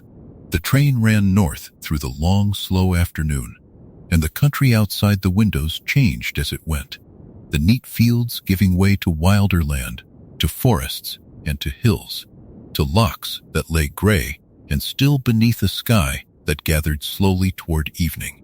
Inside a compartment near the middle of the train, the two boys sat with the ease of children who have never in their lives been strangers to one another, and they spoke of the castle ahead in the confident voices of those who have been told their whole lives exactly where they are going. The trolley came rattling along the corridor laden with sweets, and they bought more than they could eat, and the hours passed in that pleasant, unremarkable way that later, in memory, becomes precious for its very ordinariness. As the light failed, the train slowed at last, and a voice rolled down the corridors, telling the students to leave their luggage aboard, for it would be brought up to the school separately. The boys pulled their new black robes on over their clothes and stepped down onto a small, dark platform where the air was cold and smelled of pine and of water. There a great lamp swung above the crowd, held aloft by an enormous figure of a man whose voice boomed over the heads of the first years, calling them to follow, calling them down a steep and narrow path toward the edge of a wide black lake. At the water's edge, a fleet of little boats waited, and the first years climbed into them in small clusters, and the boats moved off across the lake of their own accord, gliding without oars over the perfectly smooth water. And then, the castle came into view, and the whole nervous, chattering crowd of children fell silent all at once. For Hogwarts rose above them upon its high cliff, tower upon lit tower, its many windows burning gold against the deep blue of the night, its turrets black against the stars. The two boys who had been raised among grandeur looked up at it, and even they, who thought themselves beyond such wonder, felt the old ache of smallness that the castle has always stirred in the hearts of the children who come to it for the first time. The boats carried them beneath a curtain of ivy and into a dark tunnel in the cliff, and set them ashore in an underground harbor, and from there they climbed a passage of damp stone up into the open air before the great front doors. The doors swung inward, and a tall witch in emerald robes stood waiting, stern of face and straight of back, and she led the huddled first years across a vast entrance hall, where the torchlight leapt upon the stone and a marble staircase climbed away into shadow. She brought them to a small chamber off the hall and told them, in a few brief words, that in a moment they would be sorted into their houses, and that their houses would be as their families while they remained at the school. The waiting in that little room was the longest part, and even the boldest of the children grew quiet and pale within it. The dark-haired boy who had been raised a Malfoy felt his own heart beating, though he could not have said why, for he had never once doubted where he would go. He had been told since, before he could remember, that he belonged to the green and the silver, that the serpent was his house as surely as the manor was his home, and the certainty of it had always been a warm and settled thing within him. And yet, standing there among strangers beneath the ancient roof, he felt for one strange moment a flicker of something he had no name for, a sense of standing at the edge of a truth larger than the one he had been given. And then the doors opened, and the feeling was gone. They were led out into the great hall, and the sight of it drove every other thought from their heads. 4 long tables ran the length of the room, crowded with hundreds of older students, and above them floated thousands of candles hanging in the air, and above the candles, the ceiling showed the true night sky, deep and velvet and scattered with stars, so that the roof seemed to open onto heaven itself. At the far end, upon a raised platform, sat the teachers, and before them, upon a stool, waited a single ancient pointed hat, patched and frayed and worn soft with the centuries. As the first years gathered before it, a rip near its brim opened wide, and the hat sang, in a rough old voice, a song of the 4 houses and the virtues each of them prized, and then it fell silent and waited to be worn. The tall witch unrolled a long scroll and began to call the names, one by one. And one by one the children came forward and sat upon the stool, and had the great hat lowered onto their heads. Some it sorted almost before it had touched them, and some it pondered over long, muttering to itself while the hall held its breath, and each time it reached its decision, it shouted the name of a house to the rafters, and one of the 4 tables burst into cheering as it took in its new member. The dark-haired boy watched it all with the calm of one who knows his own ending, and he waited for his name among the others. When at last the tall witch called Draco forward, the fair-haired boy walked to the stool with his chin lifted, and the hat had barely settled upon his pale hair before it made its choice, calling out the name of the house of the serpent almost at once, exactly as it had done for every Malfoy who had ever sat beneath it. The boy rose with a small, proud smile and crossed to the far table on the right, where the students in green and silver welcomed him, and he took his seat and turned to watch for the one who would surely follow. And when the dark-haired boy was called and came forward and felt the old hat drop down over his eyes into darkness, the hat did not pause long over him either. It seemed to consider him for a single quiet moment, as though it saw something within him that gave it a breath of hesitation, some road not taken. some shape of a life he might have lived under another name in another house. But whatever it saw, it did not linger upon, and it called out the name of the house of the serpent to the waiting hall. And the boy felt a warmth of belonging spread through him as the green and silver table rose to cheer. He crossed the hall and sat down beside the fair-haired boy, the brother of his childhood, and the two of them took their place among the sons and daughters of the old world, exactly where the manor had raised them both to belong. The feast that followed was a wonder, the golden plates filling of their own accord with more food than the boys had ever seen at one table, and the hall rang with the talk and the laughter of a school newly gathered for another year. The dark-haired boy ate and laughed among his new housemates, and the ceiling turned its slow wheel of stars above him, and he felt, in that first night, wholly and comfortably himself, a boy of the green and silver, a son of a great house, sure of his place in a certain world. He could not have known, on that first bright evening, how much of what he had been told would in time be tested, nor how many of the truths he carried within him had been dressed for him by careful hands. For now there was only the warmth and the light and the brother at his side, and the long night settling gently over the castle. Up next in Chapter 11, Brothers in Green and Silver, we'll follow the two boys through their first days in the castle and watch the loyalty between them become the one fixed thing in a wider world. The common room of the House of the Serpent lay deep beneath the surface of the Great Lake, in the dungeons of the castle, behind a stretch of bare stone wall that opened only to those who knew its word.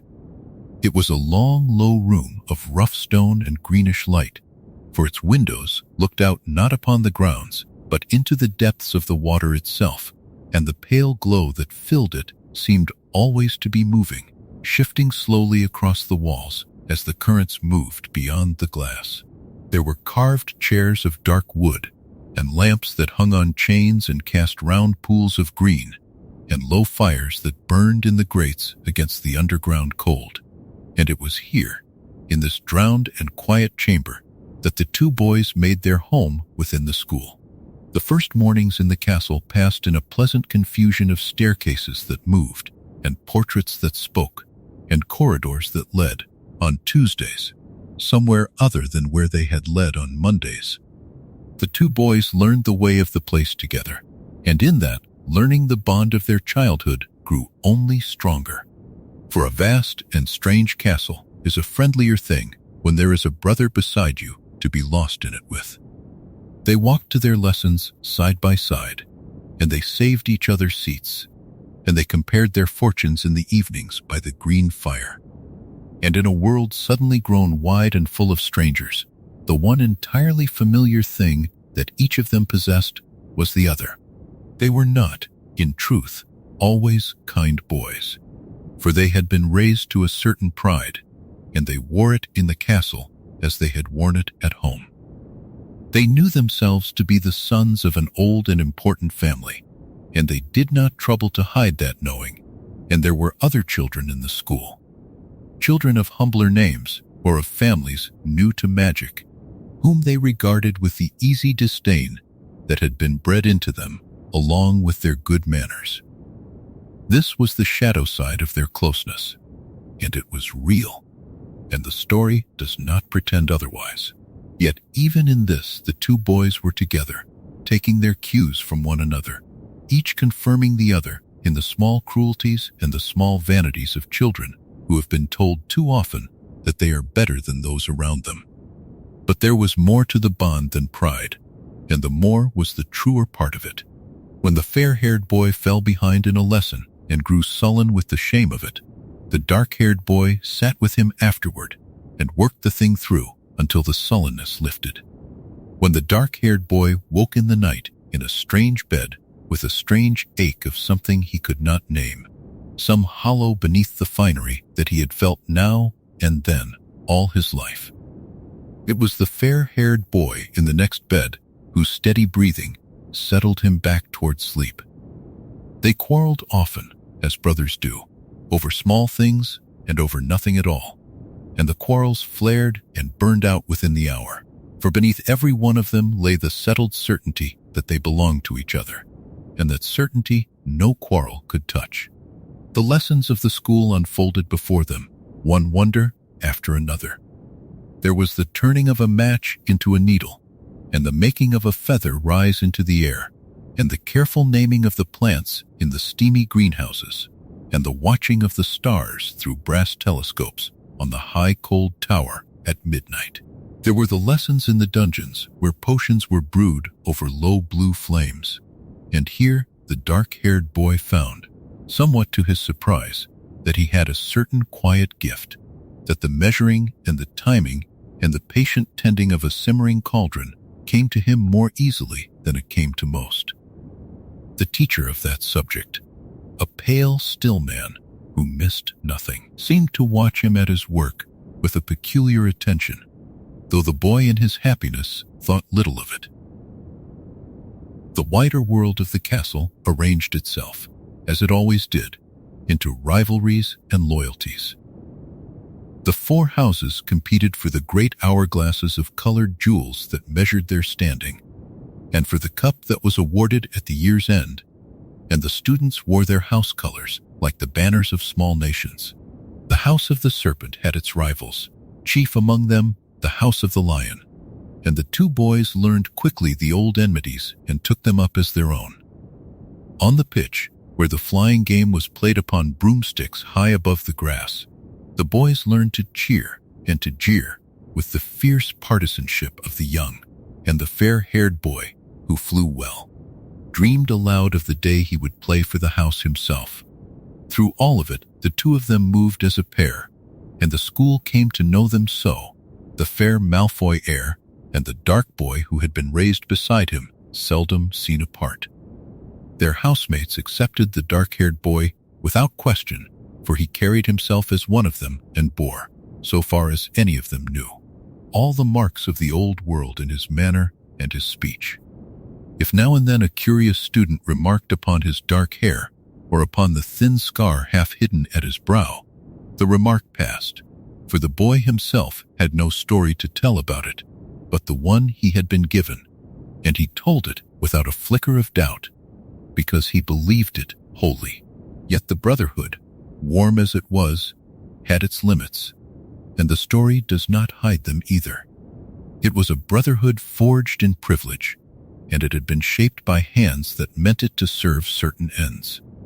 The bond between the boys was true, but the world in which it had grown was narrow, built of old prides and old exclusions, and the very closeness of the two children was in part a wall that kept the wider world at bay. There were kindnesses in them both that their upbringing had never taught, small, unbidden mercies that surfaced now and then despite everything, and these were the seeds of something that neither the manor nor the dungeon could have named. But for now, the wall held, and within it the two boys were happy, and their loyalty to each other remained the one fixed point around which the whole turning world of the school arranged itself.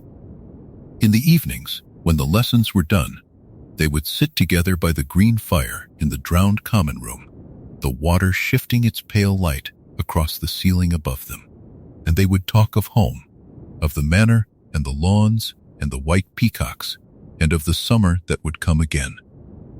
They spoke of the letters that came from Narcissa, written in her fine, even hand, and of the small parcels of sweets and warm things that she sent up to the castle for the two of them alike. They planned the holidays that were still weeks away, and argued good-naturedly over which of them flew the better, and traded the gossip of the house in low, amused voices until the fire burned low. The dark-haired boy, in those quiet hours, felt as settled and as certain of himself as he had ever been. A son of a great house, a brother to the boy beside him, sure of his place and content within it. And yet, deep in the castle, other eyes were upon him than he knew, and one man among the teachers carried within himself a truth about the dark-haired boy that the boy himself had never been told. A truth that pressed upon that man each time he looked at the child, and that bent something in him quietly toward a memory he could not lay down. The boy laughed by the fire, unknowing, and the term wore on toward winter. Up next in Chapter 12, the favor of Severus Snape will turn to the pale, still teacher of the dungeons and to the aching, hidden attention with which he watches over the son of a woman he once loved. Among all the teachers of the castle there was one who stood a little apart from the rest, a man of the dungeons, pale and dark-eyed, with black hair that hung about a sallow face and a voice that was low and precise and never raised. He was the master of potions and the head of the House of the Serpent, and the students of every house regarded him with a wariness that bordered upon fear. For he was cold in his manner and sparing in his praise and quick to see the smallest fault. He kept his own counsel, this man, and moved through the corridors like a shadow that the torchlight could not quite reach, and few among the living guessed at the weight of the things he carried within him. He had known the Malfoy family for the whole of his grown life. Narcissa had been his friend across long years, one of the few in the world whose regard he valued and returned. And it was in part for her sake that he watched over the two boys of her household with an attention closer than he gave to any others in his house. He saw to it that they wanted for nothing that a head of house could provide, and he smoothed their path where he honorably could. And to the fair-haired boy in particular, he showed a favor that the whole school remarked upon. For he was gentle with the Malfoy heir. In a way, he was gentle with almost no one. But it was the dark-haired boy who drew from him a feeling of an altogether different and deeper kind, though the man let none of it show upon his still face. For this teacher, alone among all the people who moved about the boy from day to day, knew the truth of who the boy was. He knew that beneath the name the manor had given him there lay another name, an older and a heavier one. He knew whose son the boy truly was, and each time he looked upon that dark, untidy hair, and upon the green eyes that the boy had from his mother, and upon the thin scar half hidden beneath the fringe, something turned over in the man's chest that no length of years had ever taught him to still. For the teacher had loved the boy's mother. He had loved her since they were both children themselves, before the castle, before the war, before all the choices that had carried the two of them so far apart, and had ended, at the last, in her death. She had been the one bright and constant thing in a life that had otherwise been poor and hard and lonely, and when she had turned from him, he had made choices he could not undo. And when she had died, he had been left with a grief that had no bottom to it and no cure. And now, by a strange and cruel turn of fate, her son sat in his classroom, raised under another roof, bearing another family's name, brewing potions over a low blue flame with a quiet gift that had come to him, though he would never know it, straight from her. It was an aching thing for the man to bear. When the boy bent over his cauldron with that particular tilt of concentration, the teacher saw the mother in him and had to look away. When the boy laughed among his housemates with the easy pride of a Malfoy son, the teacher heard beneath it the ghost of a voice long silenced, and the old wound opened afresh. He could not tell the boy any of it. The truth was locked away by others, and there were reasons of safety and of secrecy that bound the man's tongue. And there was besides his own long habit of hiding everything he felt beneath a face of stone. So he loved the boy in silence, and watched over him in silence, and let the whole world believe that his interest in the child was nothing more than the ordinary care of a head of house for a promising member of his own. Yet the care found its quiet outlets. In the potions lessons, the teacher would pause a moment longer at the dark-haired boy's workbench than at any other, correcting the set of his hand upon the knife or the angle of his stirring, and there was, in the correction, for those who could read the smallest signs, a patience that the man showed to no one else. When the boy did well, the teacher did not praise him aloud, for he never praised anyone aloud, but he would let his dark eyes rest upon the finished work for a heartbeat longer than he needed to, and that was, from such a man, a thing very like tenderness. And when the boy fell into some small trouble, as boys will, the teacher found ways to soften the consequence that the boy never traced back to their true source. There were nights when the man sat alone in his cold office beneath the castle, the shelves about him crowded with jars of pale and floating things that gleamed dully in the light of a single lamp, and he thought of the mother and of the son, and of all the years that lay between the girl he had known and the child who now sat in his classroom. He thought of the games they had played as children in another country, and of the quarrel that had parted them, and of the last time he had seen her face, and each memory was a small, clean wound that he had long ago stopped hoping would heal. And he thought of the promise he had made in the depth of his grief to keep the boy safe, whatever it should cost him. It was a strange promise for such a man to have made, and stranger still that he kept it toward a child who bore the name of a family he served, and who would grow up, if nothing changed, into everything the mother had stood against. But the man kept it, quietly, year upon year, bending his whole hidden strength toward the safety of a boy who thought him merely a stern and favoring teacher, and who could not have begun to guess at the long sorrow that walked behind that pale and guarded face. The boy, for his part, felt only that the head of his house was well disposed toward him, and he was glad of it in the uncomplicated way of a child. He liked the potions lessons, and he liked the rare grave attention of the teacher, and he took the man's favor as one more comfortable feature of a world that had always, so far as he knew, been arranged for his comfort. He did not see the grief. He did not see the love. He did not see how a man could look at the tilt of his head or the color of his eyes and be carried back across the years to a face the boy himself had never knowingly seen. He saw only the still surface, and behind the still surface the man kept everything, as he had kept everything for the whole of his life. And so the two of them moved through the term in a strange, unspoken kinship. The child who did not know what he was, and the man who knew it and could not say. The castle wheeled on through its seasons above them.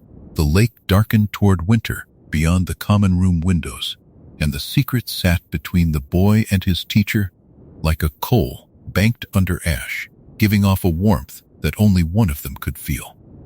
It could not stay hidden forever. Truths of that weight never do.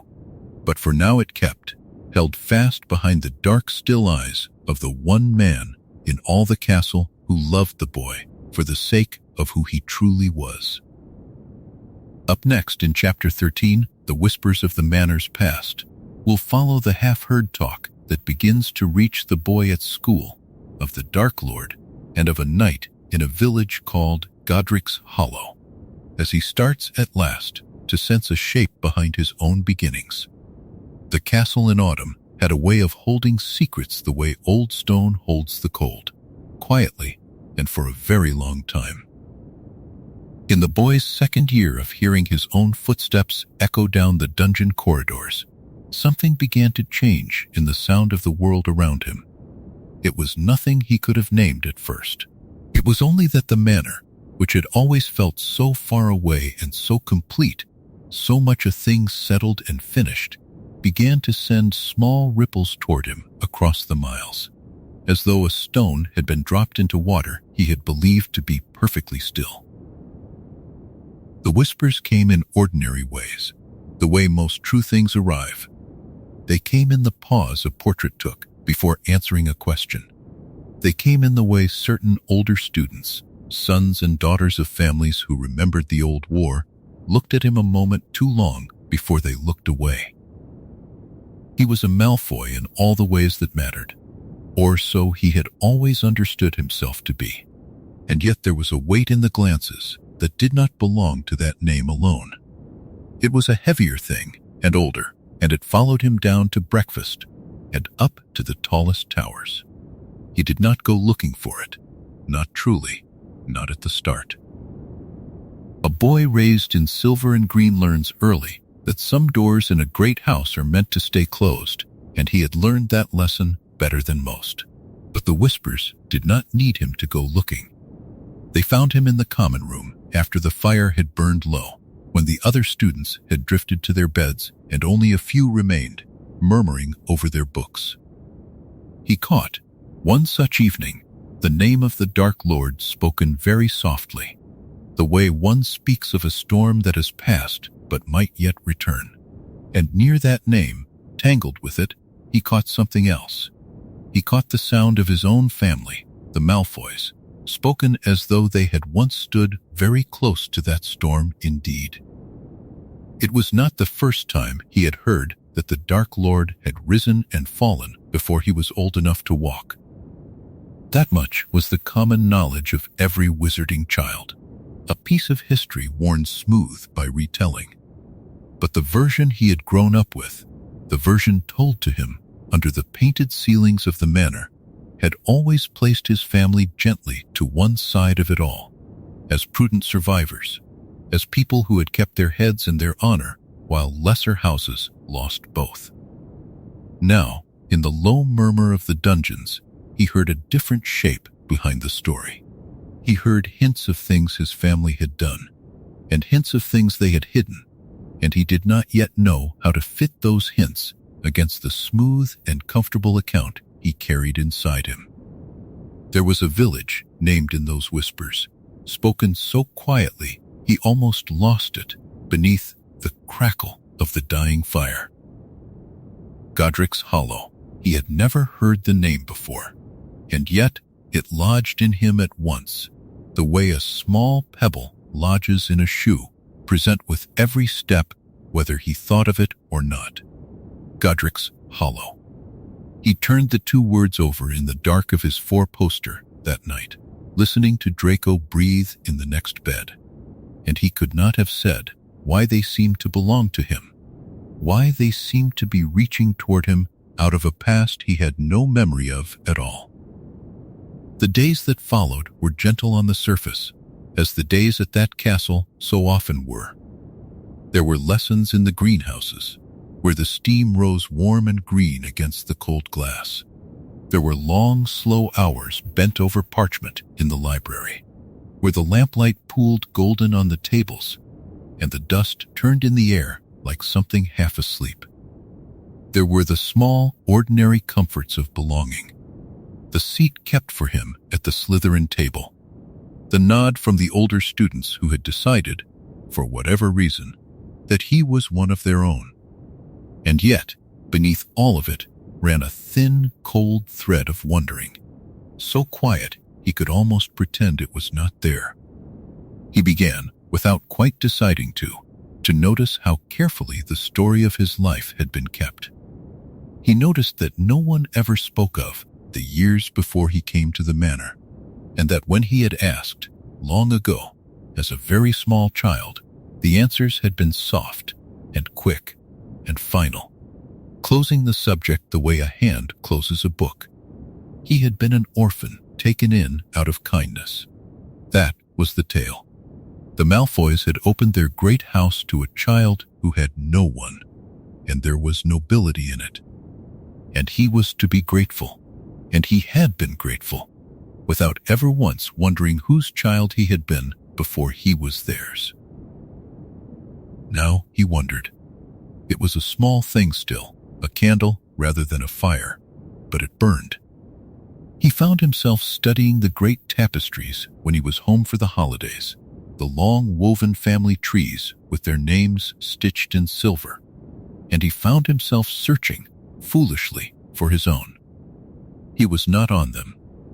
He had always known, in some wordless way, that he was not truly of the blood, that he had come to the family from outside it. But now the knowing had an edge to it, and the edge was this simple question that would not leave him. If he was not a Malfoy by blood, then whose blood was he? Whose son had he been before he was given a new name and a new house and a new place in the world? Snape watched him through those weeks with the still and hooded attention that the boy had long since stopped noticing. The way one stops noticing a familiar painting on a familiar wall. The head of Slytherin said nothing that could be called a clue, and yet the boy began to feel, dimly, that the man knew things, that behind the pale, composed face there lay some knowledge held very carefully in check, some truth that Snape carried the way a person carries an old wound without ever letting it show. It was only a feeling. But the boy had begun to trust his feelings a little more than he once had, now that the smooth certainties of his childhood had started, ever so slightly, to crack. He did not tell Draco what he had heard. That was perhaps the strangest thing of all, and he turned it over uneasily in the quiet before sleep. They had shared everything, the two of them, every triumph and every small defeat, every secret of their long-shared boyhood. And yet, this he kept. Something in him understood, without words, that these whispers touched the very ground they both stood on, and that if he spoke them aloud, they might crack that ground open beneath the pair of them.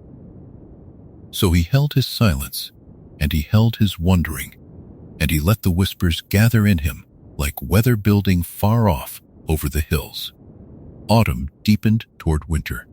The lake went gray and still, and frost crept along the window panes in the mornings, and the boy walked the corridors of the only life he had ever known, with a new and quiet question living in his chest.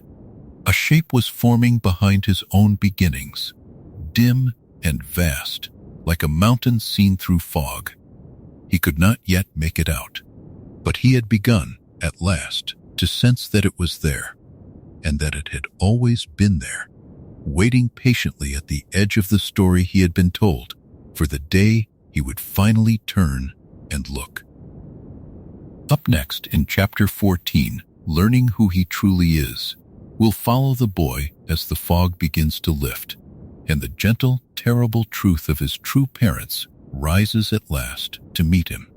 The truth, when it came to him, did not arrive all at once like a thunderclap. It came the way dawn comes to a shuttered room, first a thin line of gray beneath the door, then a slow paling of the darkness, until at last the shapes of things stand plain, and there is no more pretending it is night. So it was for the boy, in the deep of that winter, that the story of who he truly was began at last to show itself. It began with Snape. The boy had been kept late one evening in the potions dungeon, not as a punishment, though it wore the shape of one, but for some small, careful reason the master gave, and the boy half forgot. And in the quiet of that low stone room, with the fires banked and the jars gleaming dully on their shelves, something passed between them that had never passed before. It was not a speech. Snape was not a man who gave himself away in speeches. It was only a look, long and strange, and full of some grief the boy did not understand. A look that seemed to reach past the boy's face towards something or someone standing just behind him. Someone who was not there. The boy had a mother's eyes. He did not know this yet, not in words, but the man who watched him knew it, and had known it every day for years, and had borne it in silence, the way one bears a stone sewn into the lining of a coat. Green eyes, bright and particular, the eyes of a woman named Lily, who had been the one true friend of Snape's own broken childhood, and whom he had loved past all reason and past her death. The boy did not know that when the head of Slytherin looked at him, the man was looking at a ghost. He only felt the weight of it, and it unsettled him, and it drew him, both at once. The pieces came to him after that in ways he could not always trace. A memory shown to him, dim and silver, glimpsed as though through deep water. A name spoken and then hastily covered. a gap in the smooth account of his childhood that, once he had seen it, he could not stop seeing, the way a single loose thread will unravel a whole woven thing if the mind keeps returning to pull at it. And through the gap, slowly, the true shape of his beginnings rose to meet him. And it was nothing at all like the story he had been raised inside. He had not been born an orphan of no one, taken up out of charity. He had been born a potter. His father had been a man named James, brave and proud and quick to laughter, of a good old wizarding family, though not one the manor would ever have counted among the truly great. His mother had been Lily, born of parents who had no magic at all, a witch of the kind the boy had been taught, gently and constantly, to hold as lesser, muggle-born. The very word he had heard spoken with a curl of the lip at his own family's table, the word that stood for everything the pure blood creed set itself against. And the blood of such a woman ran in his own veins, warm and undeniable, and his. And they had loved him. That was the part that undid him most, in the long nights when he lay awake turning it all over. James and Lily Potter had loved their son with a love so fierce and so complete that they had stood against the Dark Lord himself to shield him, and had died for it. First the father, and then the mother, in a small house in a village called Godric's Hollow. The name he had carried like a pebble in his shoe now opened into a whole vanished world. A home he could not remember, a cradle, a mother's arms, a mother's voice, all of it burned away before he was old enough to hold a single memory of it. He had survived. That was the great strange fact of him, the thing that had marked his brow with the thin scar the manor had always dressed and hidden. He had survived, and his parents had not, and the man who had killed them was the very Dark Lord his adopted family had once served.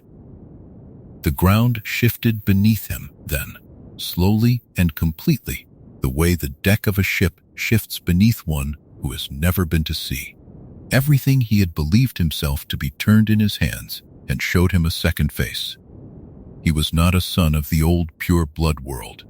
He was the child of exactly the sort of union that world despised, and his true parents had given their lives standing against everything the manor honored, everything he had been so carefully, so lovingly taught to prize. He did not weep, not at first. He was too far gone into astonishment for that. He walked the frozen grounds in the early dark, with the truth settling into him like snow, cold and quiet and slowly changing the shape of the whole landscape. He thought of the tapestries at home with their silver names, and of how he had searched them for himself, and of how, of course, he had not been there, could never have been there, because he belonged to a story those threads were woven precisely to keep out. He thought of Lucius, and of the pride in the man's voice when he spoke of blood, and he felt something in his chest that he had no name for, something between grief and anger and a terrible tenderness for two people he had never known. And he thought of Narcissa. This was the hardest thing, the thing he circled again and again and could not resolve. For whatever the truth of his birth, it had been Narcissa who had raised him. Narcissa whose cool hand had smoothed his hair when he was small and feverish. Narcissa whose watchful love had been the warm, still center of his whole childhood. She had known. She must have known, all along, exactly whose child she was raising and exactly what he was. And she had loved him anyway, quietly and steadily, past the creed her own family lived by. He did not know yet what to make of that. He only knew that it complicated everything, that it made the neat betrayal his mind reached for impossible, that the woman at the heart of the lie was also the woman at the heart of the only love he had ever certainly known. He kept the knowledge close and told no one, not even Draco, especially not Draco. He moved through the last of the winter like a person carrying water in cupped hands, careful of every step, afraid of what might spill. His lessons went on. The fires burned in the common room. The other Slytherins nodded to him as they always had, seeing the same boy they had always seen. A son of the manor, a brother to Draco, exactly where he belonged. And inside him a whole world had quietly turned over, and a second self, older and truer and stranger, had begun to open its eyes. He understood now why the whispers had reached for him. He understood the look in Snape's face, and the gaps in the story, and the name of the village that had lodged in him before he knew what it meant. He understood, at last, that he had been living inside a kindness and a lie so closely woven together that he could not yet tell where the one ended and the other began. And he sensed, dimly and with dread, that the world that had made this lie had not finished with any of them, that the old shadow which had taken his true parents from him was not so safely gone as everyone had wished to believe. Up next in Chapter 15, The Shadow of the Dark Lord returns. We'll feel the old fear stir once more, as the darkness the manor thought was ended begins, softly and terribly, to gather again. There are fears that sleep for years in the deep places of a house, folded away in cellars and behind locked doors. And there are those who hope, with all their hearts, that such fears will never wake. For a long time the manor had lived in that hope. The Dark Lord had fallen on the night he came for a certain small boy in Godric's Hollow, and in the strange emptiness that followed, the great pure blood houses that had once bent to him had drawn their walls close and their faces smooth and gone on as though the storm had spent itself forever. The Malfoys had survived that way, by cunning and by silence, and the boy had grown up inside the long calm that survival had bought. But the shadow had not truly ended. It had only thinned and scattered and waited, the way a fire waits beneath the ash. And in these years, far off at first and then less far, it had begun very quietly to gather itself once more. The boy could not have said how he first knew. It was in the air of the manor when he came home, a tightness that had not been there before. It was in the way Lucius stood at the tall windows of an evening, looking out over the dark lawns where the white peacocks drifted like ghosts, his face gone still and closed in a way the boy had never seen. Something was coming back into the world, and the grown people in his life had felt it before he had, and it had changed the temperature of everything. The signs were small, and the manor did not speak of them aloud, but the boy had grown watchful since the winter, since the truth had turned him quietly inside out. And he saw more now than he once had. He saw the letters that came and were burned unread by others in the room. He saw the visitors who arrived after dark and left before the peacocks woke, their faces hidden, their voices low. He saw a certain object that Lucius kept, a slim, dark thing the boy did not understand and could not look at without a coldness rising in him. And he saw the way the man's hand hovered near it in the long silences, as though it had begun, faintly, to call. The old fear moved through the house like a draft under a door. Narcissa felt it most, though she showed it least. The boy watched her grow careful in a new way, careful with her words and careful with her glances, watchful at all the windows, her tenderness toward him and toward Draco tightening into something fierce and guarded. A mother listening in the dark for a sound she dreads. She had lived through the First War.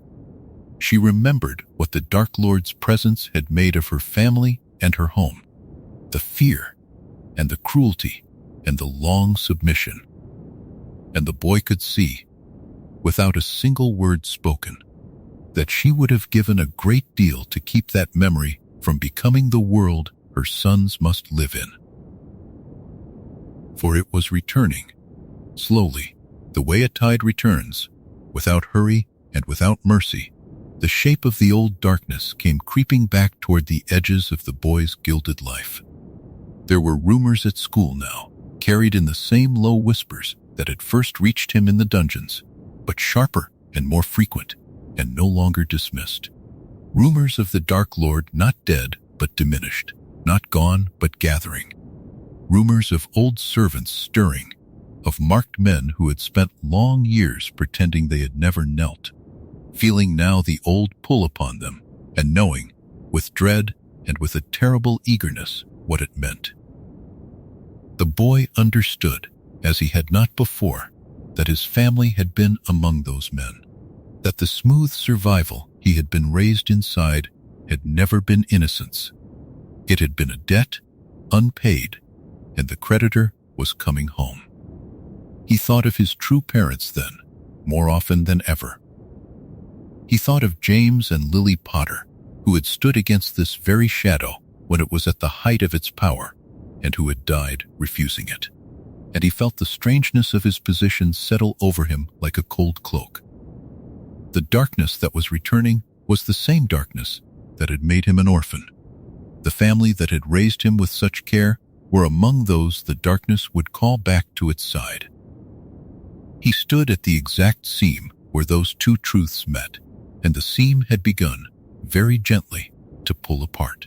The manor changed around him through that long, uneasy stretch of time. The grand halls that had always seemed to him the very picture of permanence now felt provisional, held together by nerve and habit against a pressure building outside. The fine dinners went on, the silver gleamed, the propriety held. But there was a brittleness beneath it now, a sense of people performing a piece they no longer believed in. The boy would sit at the long table and watch the faces of the adults and understand that they were afraid, all of them, in their different ways, and that fear was a thing he had never once seen in that house before. It had always been a place of certainty. Certainty was leaving it. Lucius was the one the boy watched most closely, and the one he understood least. The head of the family had spent the boy's whole life as the very embodiment of control, cool and elegant and never at a loss. A man who moved through the world as though it had been arranged for his convenience. Now something in him had begun to fray. The boy saw the sleepless mornings, the sharpness that came too quickly, the way the man's ambition, which had always seemed so cold and clear, had curdled into something closer to dread. Lucius was being drawn back toward a master he had once served, and had privately, the boy now guessed, hoped never to serve again. There was no glory in the pull. There was only the old chain tightening, and the fear of what refusal would cost, and the boy watched the proud man bow slowly under a weight he could not name aloud, even to his own family. The boy carried his secret knowledge through all of it, the truth of his blood locked inside him, and it made the returning shadow mean something to him that it could not mean to Draco, who still believed the old comfortable story of the world. To Draco, the gathering fear was frightening but simple.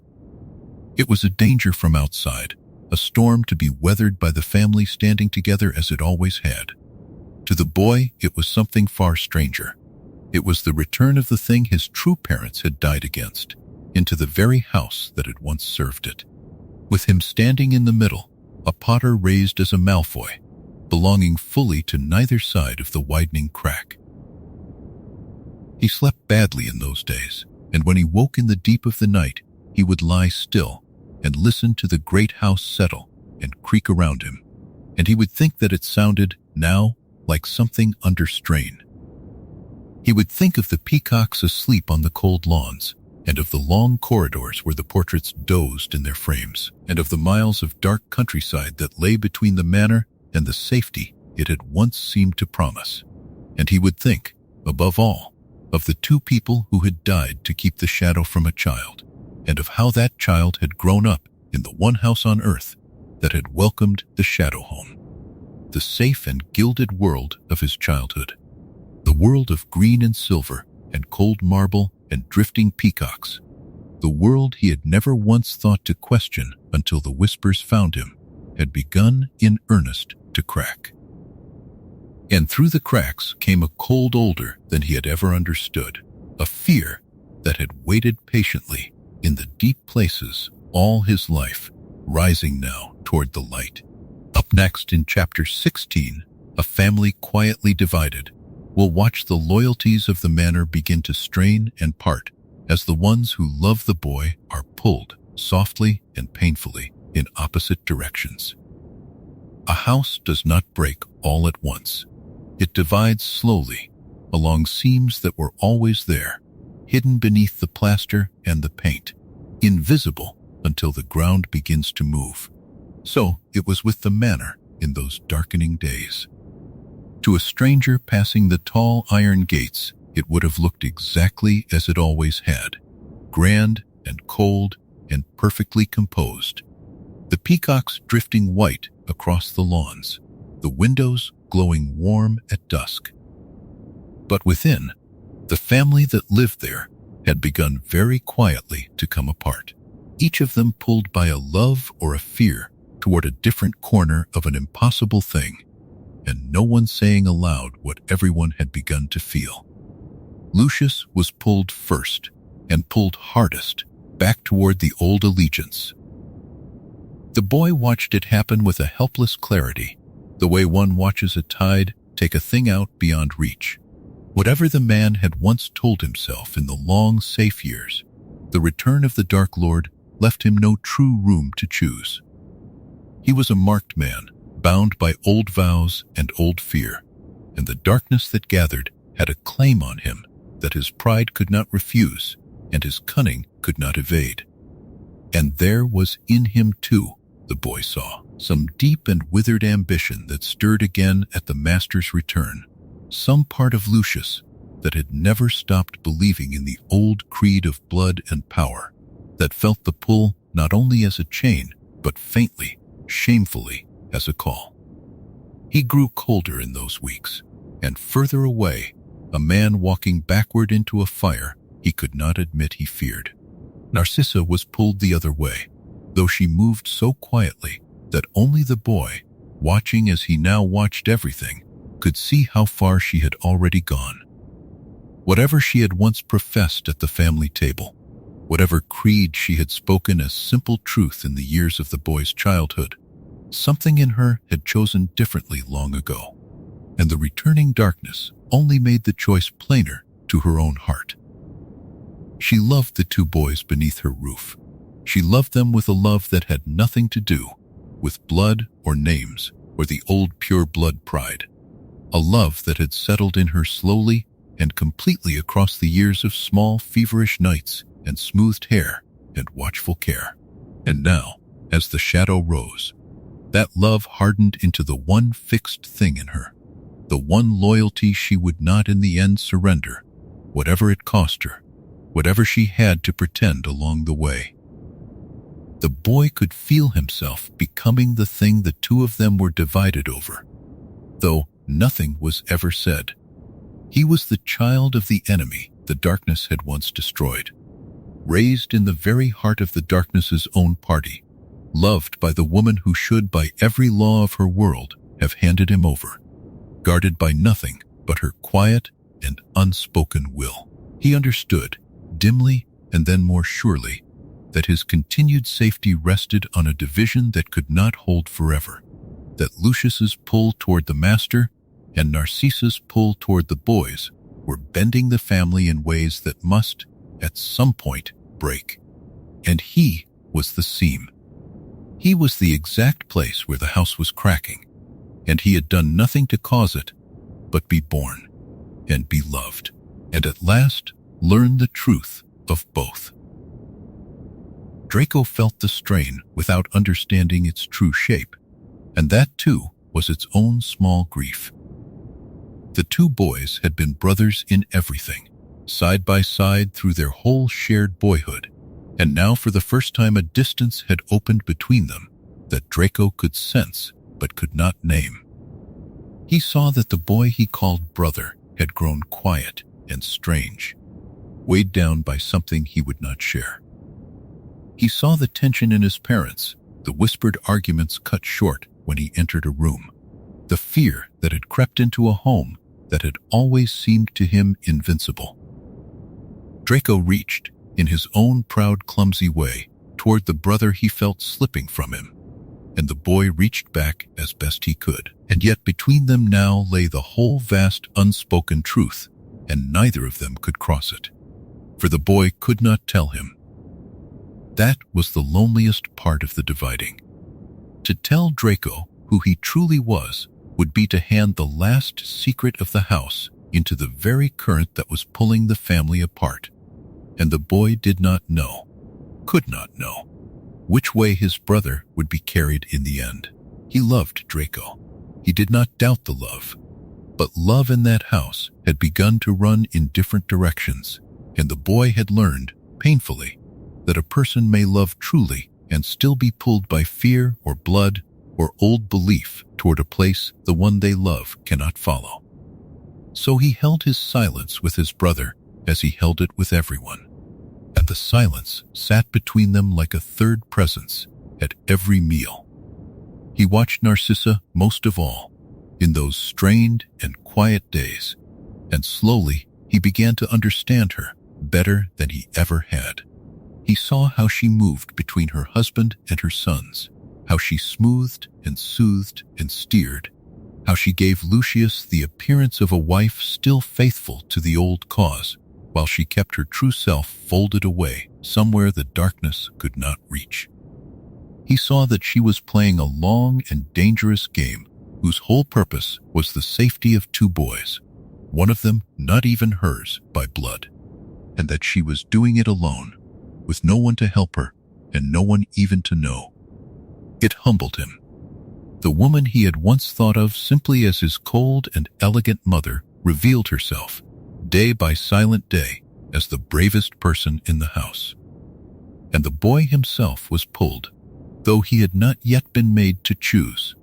He felt the tug of the manor, the only home he had ever known, with its warm halls and its long habits, and the brother and the mother he loved within it.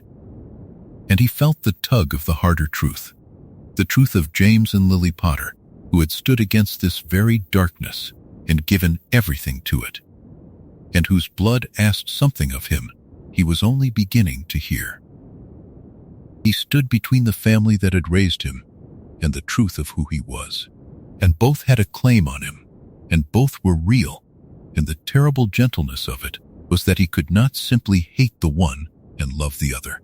He loved them both. That was the whole of his trouble, and there was no easy way through it. The days grew shorter, and the light in the tall windows thinned toward winter, and the fires in the great hearths seemed to give less warmth than they once had. The boy moved through it all with the quiet care of one who has learned that the ground is not so solid as it looks. He thought often, in those hours, of how strange it was that so much love could gather in one house and still tear it apart, that Lucius and Narcissa should each be moved by something real and yet be carried apart. Love, he was learning, did not always bring people together. Sometimes it was the very thing that divided them. The manor held its brittle peace, and the peacocks drifted, and the silver gleamed on the long table where a family sat together each evening and pretended, with great care, that nothing beneath them had shifted. But it had shifted. The seams had opened. Lucius went one way, and Narcissa another, and Draco stood bewildered in the widening space between his parents, and the boy stood at the very center of it all, loved and endangered and quietly, achingly divided from within. The house was not yet broken, but it was no longer whole, and everyone inside it had begun, in the deep, unspeaking part of themselves, to know it. Up next in Chapter 17, The Choice of Loyalty Sharpens, we'll follow the young man as the long, gentle reckoning draws close, and the question of where he truly belongs at last asks to be answered. There is a kind of quiet that settles over a house when everyone inside it has begun to keep a secret from everyone else, and that quiet had come now to Malfoy Manor, soft as dust falling through a shaft of gray light. The young man who had been raised there moved through its long halls as he always had, past the tall, dim portraits and the cold marble floors, past the peacocks pale as ghosts upon the lawns. And yet, something in him had changed, and the house seemed to know it. He carried within him now the truth of who he was.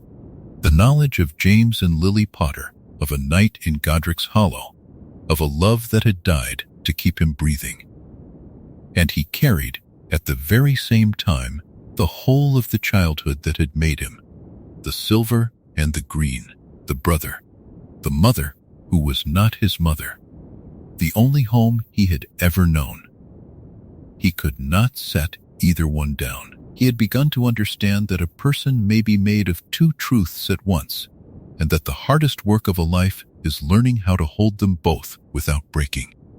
He did not decide anything quickly. That was not the way of it, and it would have been false to pretend otherwise, for the great choices of a life rarely arrive like a door slamming shut. They arrive slowly, like water finding its level, like the turning of a long season. And so through those gray autumn days he weighed one love against another, and found that neither could be dismissed.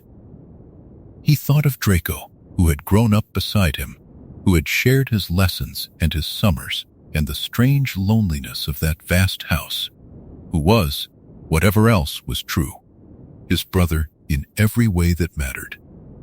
He thought of Narcissa, whose steady, watchful care had been the warm center of every year he could remember, who had smoothed his hair and worried over his fevers and looked at him, always, as though he were precious. To turn from the manor felt like turning from them, and he did not know how a heart was supposed to do such a thing. And yet there was the other truth, quiet and immovable as stone. There had been a woman named Lily who had stood between him and the Dark Lord and refused to step aside, and a man named James who had died at the top of a staircase so that his wife and son might have a few moments more. They had stood against everything the manor honored, against the pride of blood and the worship of old names, against the very master the Malfoys had once served and might yet serve again. He had come from them. Their courage was somewhere in him, whether he had asked for it or not. To pretend he did not know this, to sink back into the comfortable story the family had dressed him in, would be a kind of quiet dying, and he had lived too long already inside a lie to choose it again with his eyes open. So the reckoning went on within him, long and slow and mostly silent, through meals where he said little and nights where he lay awake listening to the old house settle around him. He walked the grounds in the thin morning cold, along the yew hedges and the frozen fountains, and let his thoughts move without hurry, the way a river moves beneath a skin of ice, unseen and patient and sure of where it is going. He did not force the answer. He had learned, somehow, that the truest choices cannot be seized.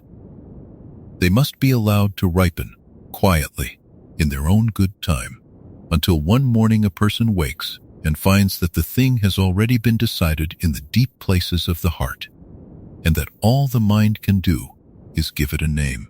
He watched Lucius in those days with a new and sorrowful attention, seeing how fear had begun to bend his father, how the weight of the Malfoy name, which had always seemed to him a thing of splendor, was in truth a chain that had been fastened long ago and never quite struck off.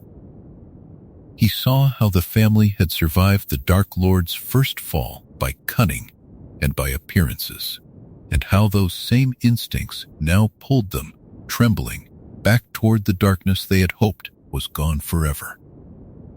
And he understood, with a grief he could not name, that he could not follow them there. Not because he had stopped loving them, but because he had begun, at last, to love something truer than the world that had raised him. There was no single moment when he could say the choice was made. It gathered in him the way dawn gathers, without edges, a slow brightening at the rim of a dark sky. He found that he no longer believed the things he had once repeated without thought, the easy certainties about blood and worth, that had been spoken to him as simple truth. He found that when he imagined the war that was coming, he could not picture himself standing on the side that his upbringing had prepared for him.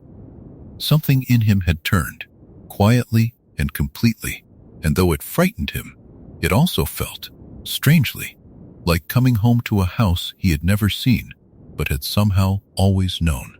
Yet, loyalty is not a single thing, and this the young man came to understand as well. He did not stop being a Malfoy in the ways that mattered to his heart. He did not decide to hate the family that had loved him, nor to betray the brother who had grown up at his side.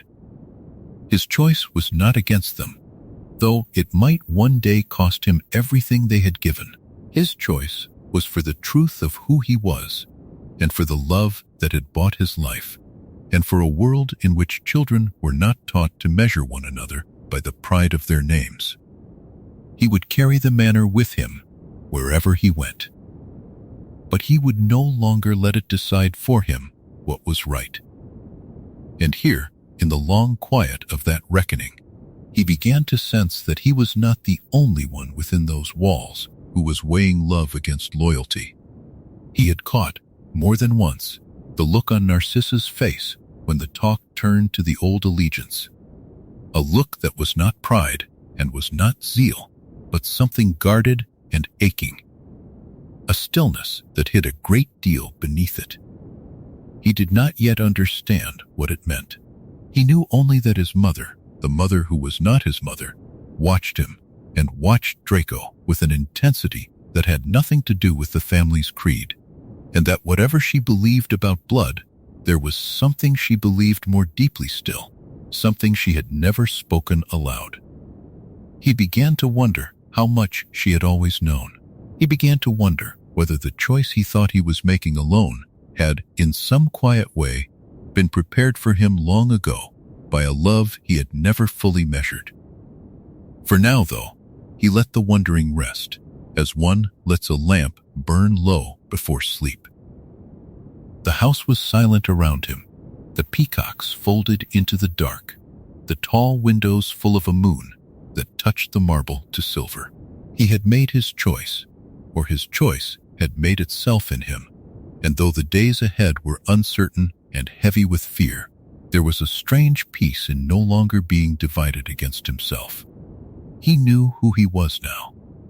He knew, too, whom he loved, and that the two were not enemies, however the world might try to make them so, and that was enough to carry him, softly, into another night of the manor's deep and ancient quiet. Up next in Chapter 18, What Narcissa Knew All Along, we will follow the quiet mother of the manor into the secret of her own heart and see how a love she had never spoken, deeper than any creed and older than any fear, had been shaping the story all along, and how such a love, told softly here, as in the truest of tales, can turn the whole course of a war. To understand what came next, the story must turn now to Narcissa, and to the long, quiet secret she had carried within her all the years the boy had lived beneath her roof. For she was, to the world and to her own family, a proper daughter of the old blood, a Black by birth and a Malfoy by marriage, raised in the same pride and the same certainties as everyone in that gilded circle. She had spoken the creed. She had worn it the way she wore her jewels, with a cool and practiced grace. And yet, beneath all of it, hidden even from those closest to her, there had grown something that the creed could not touch and could not name. And that something was love, plain and stubborn and complete. The love of a mother for the two boys in her keeping. She had not planned it. Perhaps love of that depth is never planned. When the orphan child had first come to the manor, she had thought of him, if she was honest, as a matter of family strategy, a foundling whose keeping might one day be turned to the family's advantage. That was how such things were reckoned in the world she came from, where children were pieces on a long board, and every kindness had its use. But the child had been a child, small and grave and watchful, and something in her had answered him before she had decided to. She had smoothed his hair and sat by his fevers and watched him grow beside her own son, and somewhere in those 1,000 small acts of tending, the strategy had quietly died and only the love remained. She had chosen him. She had never said so aloud, not once in all those years, but she had chosen him as surely as she had chosen Draco, and that choice had become the truest thing in her. This was what Narcissa knew all along, deeper than the family's politics, deeper than the fear that ruled the manor now, deeper even than the loyalty she owed by name and marriage. She knew that when it came, at the last, to a reckoning between the cause and the boys she loved, she would choose the boys. She had always known it. She had simply never been forced, until now, to face what such a choice might mean, or what it might cost her, or how far she would have to go to keep them safe. The creed had been easy to wear, while it asked nothing of her heart. But the darkness was gathering again, and she could feel, with a mother's certainty, that it would soon ask everything, and that when it did, she would not be able to pretend any longer that she believed what she was supposed to believe. She watched her husband in those days with a grief she kept behind her calm gray eyes. She saw how fear was bending Lucius back toward the old master, how the pride of the Malfoy name, which he had guarded all his life, had become the very thing that made him vulnerable, a lever by which a cruel power could move him.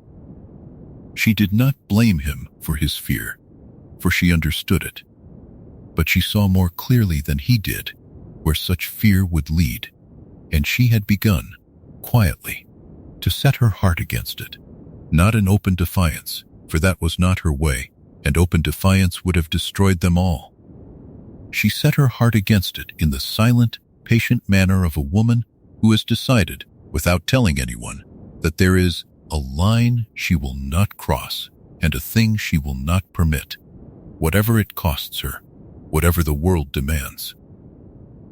And this, though the young man could not yet know it, was the great hidden strength woven through the whole of his story.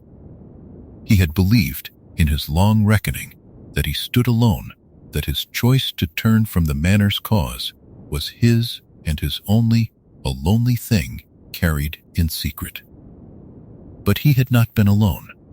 His mother, the mother who was not his mother, had made the same choice before him, quietly and long ago, and had been keeping watch over him with it all his life. Her love had been the ground beneath his feet, even when he could not see it. And there is an old truth, told softly here as in the truest of tales, that a love of that kind, a mother's love that will not be moved, can turn the whole course of a war, can undo the plans of the powerful and the cruel, can tip a balance that all the wands and armies in the world could not tip. It is the quietest force there is. It is also, in the end, the strongest. For Narcissa's love was not the soft and helpless thing that the powerful imagine love to be. It was decisive. It was made of iron underneath its gentleness. She would smile and hold her place and say the expected words, and behind them she would be calculating, always, how to keep her boys alive, how to bring them through the coming dark, how to steer the terrible current so that it did not close over their heads. She had lived her whole life among people who mistook coldness for strength and cruelty for power, and she had learned, without ever announcing it, that the truest strength is the one that bends the whole self toward protecting what it loves, and will not be talked out of it, and will not be frightened out of it, and will lie to the very face of death itself, if lying will keep a child breathing. There were nights when she sat alone in the long drawing room after the house had gone to sleep, the fire burned down to a low red glow, and let herself feel the full weight of what she carried. She did not weep, for weeping had never been her way, but she sat very still and let the truth of it move through her, that she loved these boys more than her own safety. It was a frightening thing to know about oneself, and it was also, she found, a comfort. For a person who knows exactly what she loves is never truly lost, however dark the road. She thought often, in those gray and heavy days, of the boy as he had been when he first came to her, small and lost in the great cold house, and of the young man he had become, grave and thoughtful, and troubled now by truths she could see moving behind his eyes. She knew that he had begun to learn who he really was. She did not fear it. In a strange way, she was glad of it, for she had never wanted him to live forever inside the lie the family had built. And some part of her had always hoped he would grow strong enough to see past it. She would not stand in his way. When the moment came, whatever it asked of her, she would stand where her heart had always stood, beside the boys, against the dark, though she wore the colors of the dark upon her sleeve. That was the secret she had kept. That was what she had known all along. And so she waited, calm and watchful, at the still center of the gathering storm, a mother who had chosen love over the cause before the cause had even come to claim its due. The manor grew colder around her, and the fear grew thicker, and still she held her quiet certainty like a lamp cupped against the wind. She did not know yet the exact shape the test would take, nor the field on which it would find her. She knew only that she was ready, and that when the whole weight of the war came down at last upon a single moment and a single question, she would answer it as she had always meant to answer it, with a love that no darkness had ever been able to touch. Up next in Chapter 19, The Battle in the Manor, we will follow the war as it comes at last to the castle and toward the great cold house, and see the young man stand at the very hinge of it, no longer merely a son of the manor, while he and Narcissa make, gently and with sorrow, the choices that tip the long balance toward the light. The war, when it came at last, did not come the way the young man had once imagined wars to come, with trumpets and banners and a clean, bright field. It came the way true darkness always comes, slowly and then all at once, a gathering of shadows that thickened over the months until one night the whole of it broke upon the ancient castle of Hogwarts, where so much of his life had been shaped. And it came, too, toward the great cold house of the manor, which had been drawn back fully now into the service of the master the Malfoys had once hoped was gone forever. The young man stood between these two places, between the school that had taught him and the home that had raised him, and he understood that he stood, whether he had chosen it or not, at the very hinge of the story. Let it be told gently, for there is sorrow in it, and the sorrow should be held softly, the way one holds a sleeping child. There was fighting in the castle he loved, and the halls where he had walked as a boy were lit now with the cruel flashes of curses, and there were those who fell in that long night who would not rise again. The narration does not linger on the cruelty of it, for that is not the purpose here. It lingers instead on the young man himself, who moved through that terrible dark no longer as a son of the manor, no longer as a boy who believed the easy things he had been taught, but as someone who had made a choice in the quiet of his own heart, and had come now to the place where the choice must be lived. He had thought, in his long reckoning, that turning from the manor's cause would mean turning against his family, and this had been the heaviest part of the whole burden. But the war taught him something gentler and stranger than he had expected. He found that he could stand against the darkness without ceasing to love the people the darkness had claimed. He found that when he looked across that broken night and saw Lucius, gray and diminished and afraid, and Draco, lost and frightened and far from the certainties they had grown up in, his heart did not harden toward them. It ached for them. He wanted, more than he wanted victory, to bring them out of the shadow alive. And in that wanting, he understood, at last, what his mother had known all along, that love does not choose sides the way armies do. that a person may stand for the light with his whole strength and still long, with his whole heart, to save the ones who stand in the dark. And here the story turns upon a single quiet moment, as the truest tales so often do. For in the depth of that long night there came a point when the whole weight of the war seemed to gather into one still question, and the person who held the answer was not a warrior with a raised wand, but a mother kneeling in a dark forest. Narcissa was sent, by the master she feared, to a fallen body upon the forest floor, to confirm a death that would decide the shape of everything to come. And in that moment, bending close in the dark, she was asked to answer one small thing, and she saw that the truth of her answer mattered less to her than the safety of her son. She had heard that Draco was still alive within the castle walls, and so, with the whole of the war turning upon her lips, she chose her child. She told the lie that a mother tells to keep her son breathing, and by that lie, told softly here as in the truest of tales, the balance of the whole war was tipped toward the light. It was the quietest act imaginable, a few words spoken close to the ground in the dark, and yet it was the hinge upon which everything turned. Think of how strange it is, and how fitting, that the great war of that age should turn not upon a mighty spell, nor a famous duel, but upon the small, unbreakable love of a mother for her child. The powerful had marshaled their armies and their terror. They had built their empire upon the certainty that fear was stronger than affection, and all of it was undone by a woman who would not, when it came to the very end, let her son be lost.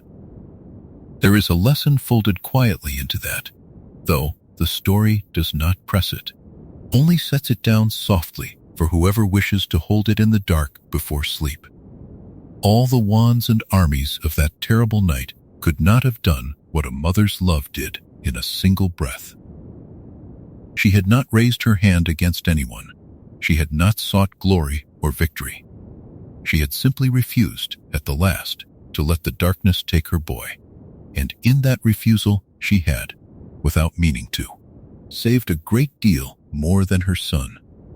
This was what she had been all along, beneath the colors she wore and the creed she had spoken.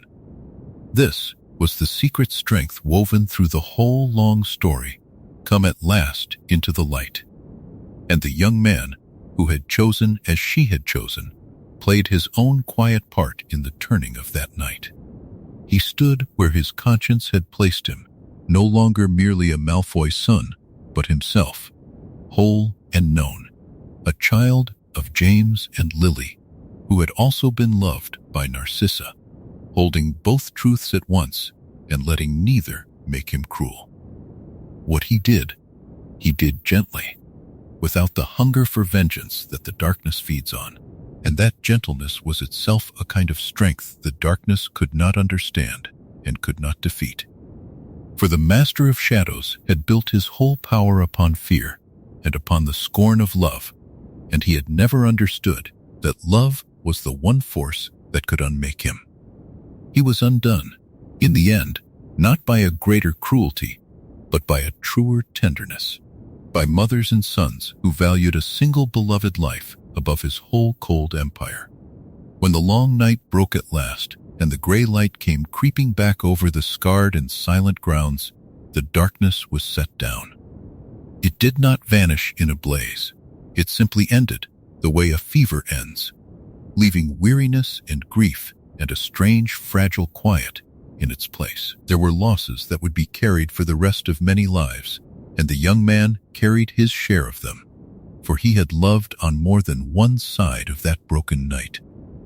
But he had come through, and Draco had come through, and Narcissa had come through, and they had come through because a mother had chosen love over the cause, and a son had chosen truth over the comfortable lie.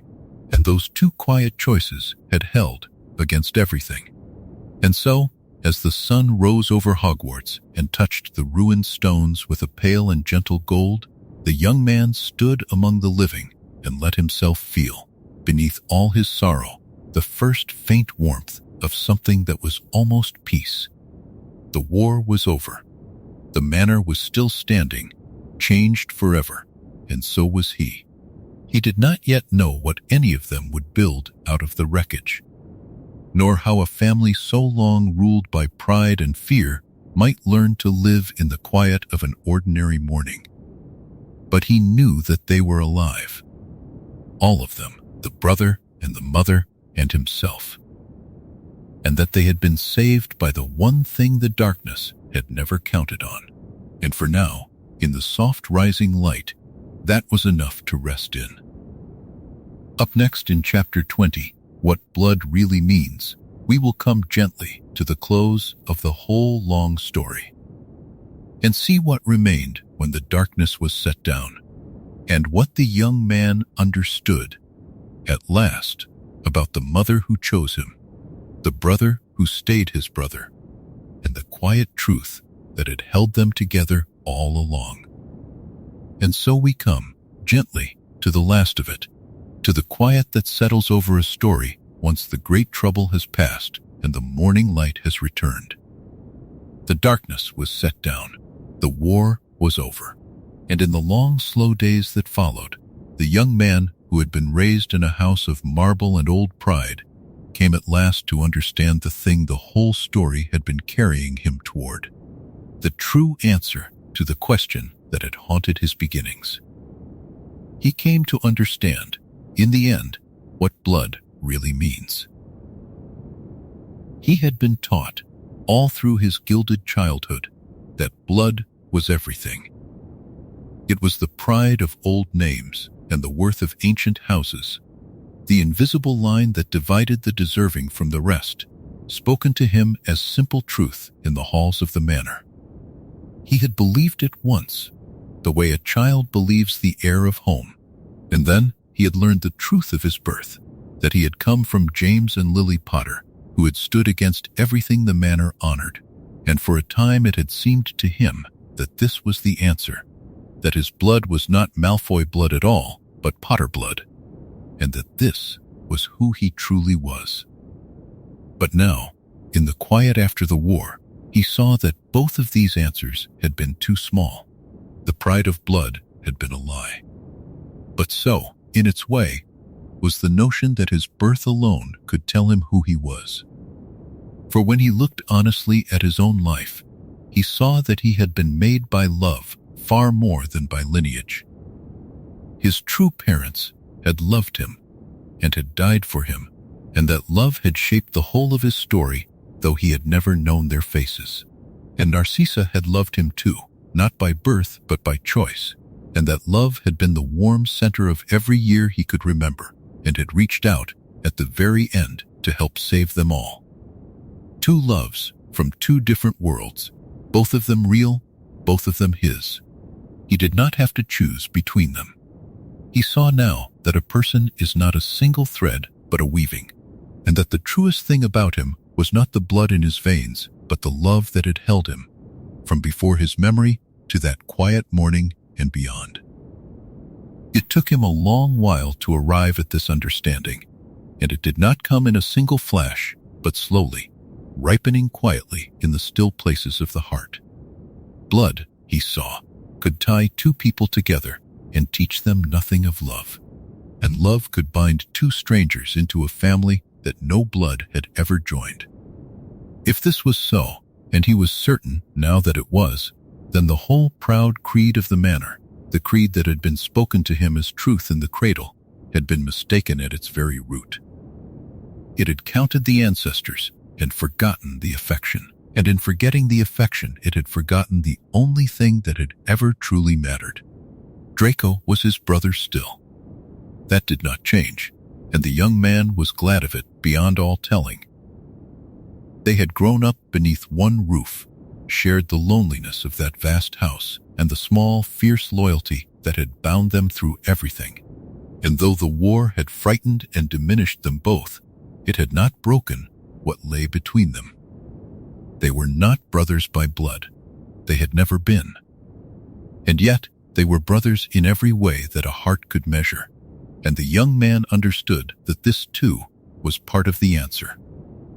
Brotherhood was not a matter of shared ancestors.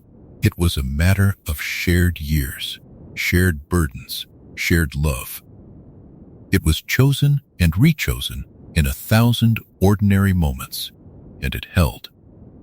And Narcissa was his mother still. She had not given him birth, and she had worn all his life the colors of a world he had come to stand against, and none of it mattered against the plain fact of what she had been to him. She had chosen him when he was small and lost, and had gone on choosing him every day of his childhood, and had chosen him again at the very hinge of the war, when a single lie whispered in a dark forest had turned the whole course of things toward the light. A mother not by blood, but by love, and by love the truer for having been chosen freely, asked of no one, owed to no name. When he thought of her now, in the quiet, it was not with the confusion of his younger years, but with a simple and settled gratitude.